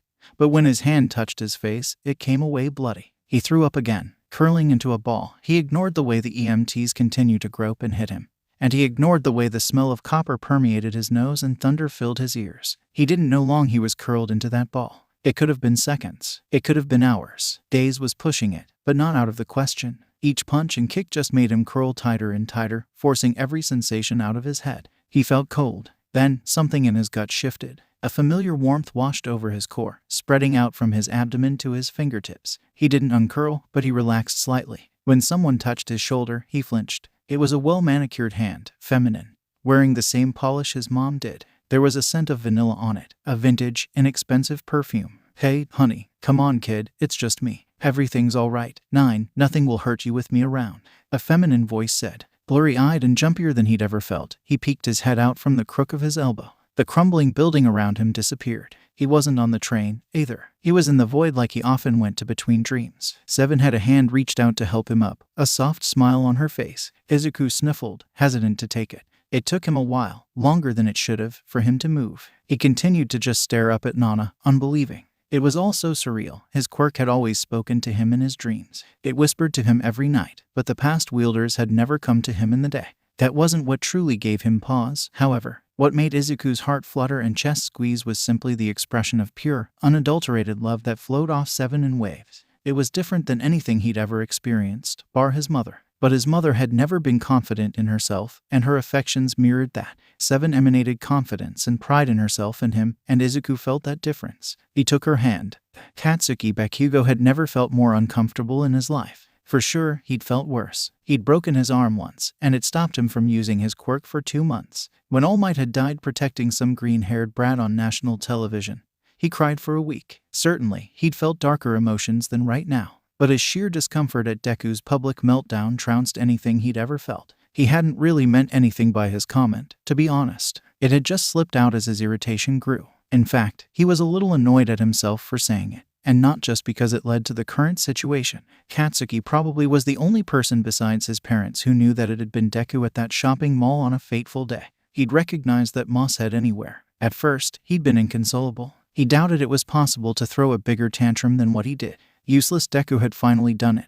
Everyone at school knew he'd been a waste of space, that he only got in the way. Nobody had ever suspected, however, at just what scale he would be able to screw shit up. Sure, he ruined people's fun and annoyed just about everyone with his idle presence, but nobody thought it could be worse. Then he got fucking All Might killed. Katsuki, really, he should have been euthanized with how much shit he gave everyone in the fallout. He gets that. Nothing he did had been appropriate or even reasonable, to be honest. Nobody was safe from him. Nothing was sacred. He just about did everything wrong, up to and including getting himself marked for public quirk usage. He'd been scot-free with it all his life. Everyone knew he'd been destined for greatness. Nobody wanted to ruin that for him. Still, no one could ignore a tree being blown to smithereens in a public park. The one thing he never did, however, was snitch on the kid. No matter how much Katsuki fucking loathed Deku in those moments, he never told a soul. It just wouldn't have been right, even if the guy had earned it in his opinion. Maybe his morals had some screws loose, but it made sense to him. That was why his nails dug into his palm, forcing him to keep calm. Blood dribbled between his fingers, unbidden.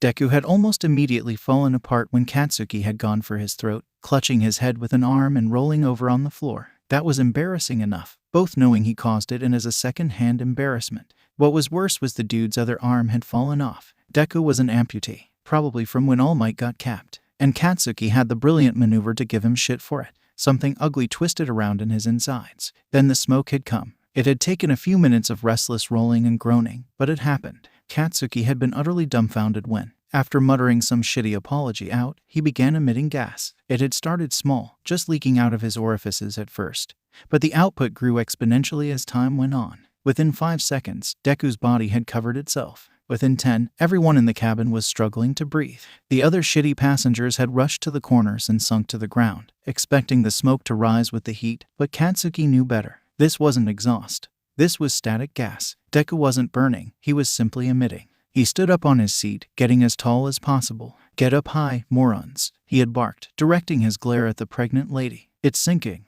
It would have been good advice, too, if Deku had just stopped emitting after a while, but he didn't. It only got worse. 5 minutes from their stop and no way to get fresh air. Somebody called for help. Katsuki didn't catch if it was the police or the hero line, but it didn't matter. Ignoring the way his arms burned, he gathered the passenger in a corner and set off a few explosions, pushing the gas away. His palms were bloody and exhaustion made his quirk ache. But he knew for certain that the smoke wasn't combustible. Normally, he'd let the extras choke, but he couldn't let it slide for the pregnant chick. By the time the tunnel they were in opened back up into a station, Katsuki's arms felt like they were going to fall off. He tried to bang open the sliding doors early, but his strength was depleted. The scarred man tried to help him stay steady on his feet, but he shook himself off before Katsuki had the chance to. When the door opened, only one individual was standing at the ready. Waltzing in with the gusto of a fresh hire and the serenity of a vet, Katsuki groaned as the man gave him a wink. "Okay, listeners, please, no need to worry." Present Mike stepped in front of the crowded passengers, throwing them a peace sign. Izuku was still emitting smoke, but he looked like he'd sat up with some groggy clarity. The hero glanced back at the quintet, shooing them out of the cabin. A low humming rumbled in his throat. "Sorry, little listener," he said, his vocal cords warping halfway between his trademark voice and quirk. A half-sonic blast erupted out of his mouth, pushing all the excess smoke out the back end of the cabin. The windows nearest the man vibrated, but none broke, a sign of his massive restraint. Katsuki remembered a video of the man shattering stone with a scream once. Katsuki's last glance at Deku was brief, but it made his heart churn with guilt. The other passengers congratulated and thanked him for his help, but he shrugged them off. He didn't deserve shit praise. He just tried to make up for causing it in the first place. He knew, better than most, just how bad he had it. Hisashi Yamada had been having a groovy day. Shouta had let him come over to pet his cats and Kayama had agreed to come on his show. Plus, on top of all that, he'd rescued not just one, but 2 cats from trees today. Not every day was smooth sailing, but days like these were what he lived for. When he got a call for public quirk abuse, his day got a little worse, he wouldn't lie. Those cases were usually bull malarkey anyways, with quirk laws being so stingy, but once he heard the details, he rushed right over. A little listener in peril. 2 little listeners. 3, if you count the kid in the womb. Some poor civilians stuck in a hotbox they didn't sign up for. He was their man, before he blasted all the smoke away. He'd thought the kid would have been older. 15, maybe. At least in high school, with the way the caller described how potent the quirk was. His heart sunk when he realized it wasn't even a teen. Barely a tween, at that. The boy seemed to blink lazily, like he'd just woken up. He was puffy-eyed, and bruises ran across his neck. What drew Ashi's attention the most, however, was the kid's arm. Gone below the delt. Definitely not a defect. The closer he got, the more obvious it had been. The little guy had a panic attack or something in the vein of one. It wasn't that uncommon, to be honest. Not even for just kids, but adults struggled too, and they often suffered the consequences. People with dangerous quirks were often regarded negatively, especially ones who weren't trained. To be honest, civilians with powerful quirks were generally viewed as badly as the quirkless, just for the complete opposite reason. Protocol told him to report it to the police so they could handle it. They'd deal out the due punishment, too, if the courts were busy. The protocol was bull malarkey though. Putting his hands up, Hisashi made a show of his slow approach, announcing himself before he got close. Hey, little listener, how we feelin'?" he asked. The boy's gaze dropped to his hand as if he was surprised by something. His tiny shoulders, athletic, he noticed, shook. Tears freely flowed down his face, but he wasn't sniffling. "Well, I can't say that clears anything up, but that's all right. How about we just sit down and chill?" he said, before getting crisscross applesauce. The train, he noted, wasn't scheduled to leave for another 10 minutes. He'd just shoo off anyone who tried to get on. The kid didn't say anything, but he shifted into a half crisscross, 1 foot planted on the floor. He hugged the one on his chest. "Are you gonna arrest me?" the kid asked in a small voice. Hisashi smiled, so they could speak. "I dunno. Do you want to be arrested?" he asked, putting as many good vibes as he could into his reply. The kid shook his head. "No, all right." Present Mike smiled. The kid looked surprised. He must have been sure of his fate. "It's your lucky day, kiddo. Only a butthead stickler arrests a kid for stuff like this. I'm no cop, either," he said, winking. The boy studied his shoes. "But I broke the law. Maybe I hurt someone," the kid said. "Yeah and no. Yeah, you broke the law, but the passengers were fine. The blonde kid had some spunk though. So why aren't you arresting me?" I broke the law. Hisashi stifled a laugh. The kid really was a rules Ryan. Little listener, the job isn't about punishing people. It's about helping. You seem to need more help than those other fellas. And the idea of putting a polite bloke like you in handcuffs ruffles my feathers. At that, the boy finally looked up at him, as if seeing him for the first time. His eyes were a pleasant pine green with freckles to match. His mouth opened into an O shape as if the entire conversation only just registered. "You're present, Mike. I like your show," he said, a wobbly smile on his face. Hisashi nodded, putting on an air of pride. "The one and only. So you were an actual listener. This does pose a problem, however," he announced. The boy winced in retaliation, afraid that the other shoe was about to drop. Hisashi held in a chuckle. "You know my name, but I am in the dark about yours. Who are you, listener, and what are you about?" he said, false charisma rolling off him. "Oh, I'm Izuku Midoriya, maybe a future hero. Presently a mess," he mumbled, stumbling over his words. Hisashi chortled. "Hey, the kid was funny. I like the cut of your jib, kid. Hey, you want some ice cream, Mr. Future Hero? We can call your mom after." They left the cabin soon after, with present Mike being sure to get the contact information out of the witnesses. He doubted they'd spill about little Midoriya, but by pulling a few strings, this'll all blow over by next week. Nezu would make sure of it, as a favor to Hisashi. They both got mint, with Midoriya getting a second scoop. Inko was rubbing slow circles into Izuku's arm as he slept, curled up in her side. When Izuku's number had rung on her phone, she hadn't expected such a boisterous voice to come through. A mix of worry and excitement had shot through her. Why was a hero calling her, using her son's phone? He seemed so pleasant, however, so her anxiety alarms didn't trigger immediately. That changed when he told her the situation. She barely waited to tell her boss she was taking off the rest of the day, or to text her second boss that she wouldn't be coming in tomorrow. Present Mike had been an absolute angel, offering to escort Izuku home while she rushed back herself. Inko needed to start thinking about what she was going to do for all these heroes her son ran into. They all were just so amazing and helpful, she didn't know what to do with herself. She'd expected the worst when they met up. She practically expected Izuku to be catatonic, wrapped in 1,000,001 bandages. It was a pleasant surprise to see him snacking on a mint ice cream, but it hadn't eased her worries. Her baby was still standoffish, even more than usual. Wrapping him up in the biggest hug she could muster, she held him as long as she could. Present Mike had the sense to look away. He didn't accept her money when she tried to reimburse him, stating it'd be rude to accept payment for a gift. That was when the waterworks started for her. She shook his hand 1,000 times, bowing twice for each before he left. Holding Izuku as close as possible as she ferried him back upstairs, she spotted a black smudge on his shirt. She was about to wipe it off before she realized what it was, a signature. That was it, she decided. Put Your Hands Up Radio was receiving an anonymous wine basket, and Ko spent the rest of the afternoon coddling and comforting Izuku. The impression from present Mike had been a casual one, but he was sure to inform her of the gravity of what could have been. Izuku had a public, Quirk-infused meltdown, and it was only by his grace that he wasn't spending the night in police holdings. She should have kissed the man's shoes, more than once. They barely spoke, even by the time of sundown. Izuku seemed to be content to just be wrapped in a blanket burrito with his mom and watch television.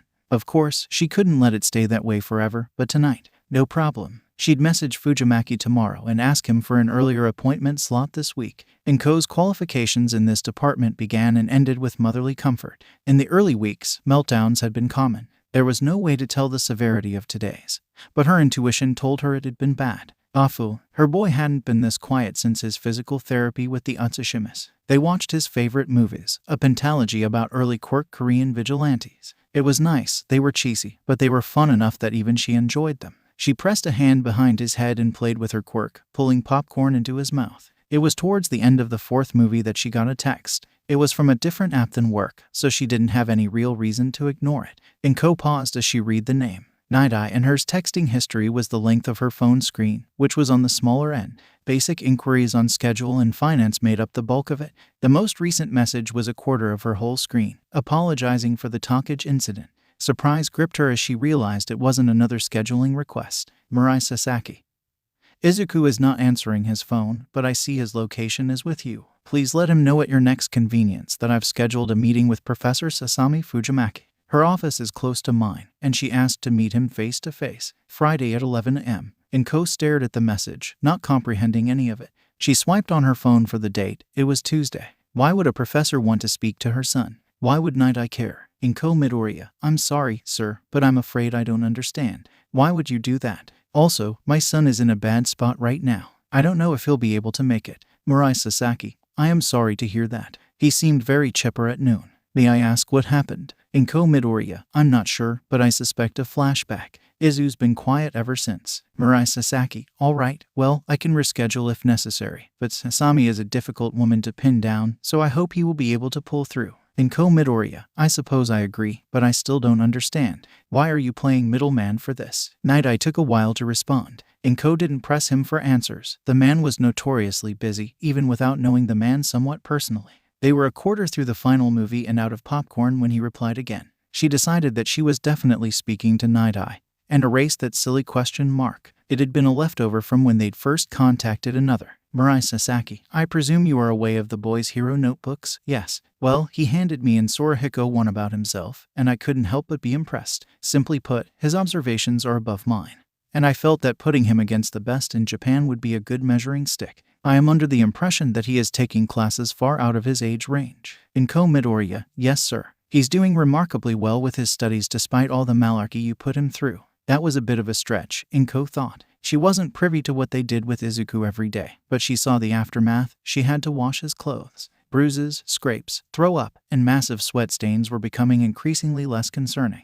Inko didn't like becoming numb to it. But if her baby seemed content as he often did after a good day with Night Eye, she let it slide. Mirai Sasaki, the fruits of his efforts are already starting to show. Still, I believe that the current trajectory of his academic path is equally important, especially his knack for quirk theory. Perhaps nothing will come of it, but we all agreed to give Izuku time with this woman. I'll need an answer by tomorrow if I'll need to reschedule. Have a nice night, ma'am. Night Eye's green icon dulled to gray. And that was that. She let the conversation roll around in her head while she fiddled with her phone, swiping to her message hub. Izuku's icon was green. Peering down at her little boy, she felt her heart warm. Izuku must have fallen asleep on her side in the last minute or so. The messenger app was still open, and on at the top of his screen was a little pterosaur icon. Okay, sadly the chapter is over. And if you enjoyed the video, just leave a like and subscribe with post notification, so when the next chapter is ready, you will be notified. Okay, see you in the next video. Bye.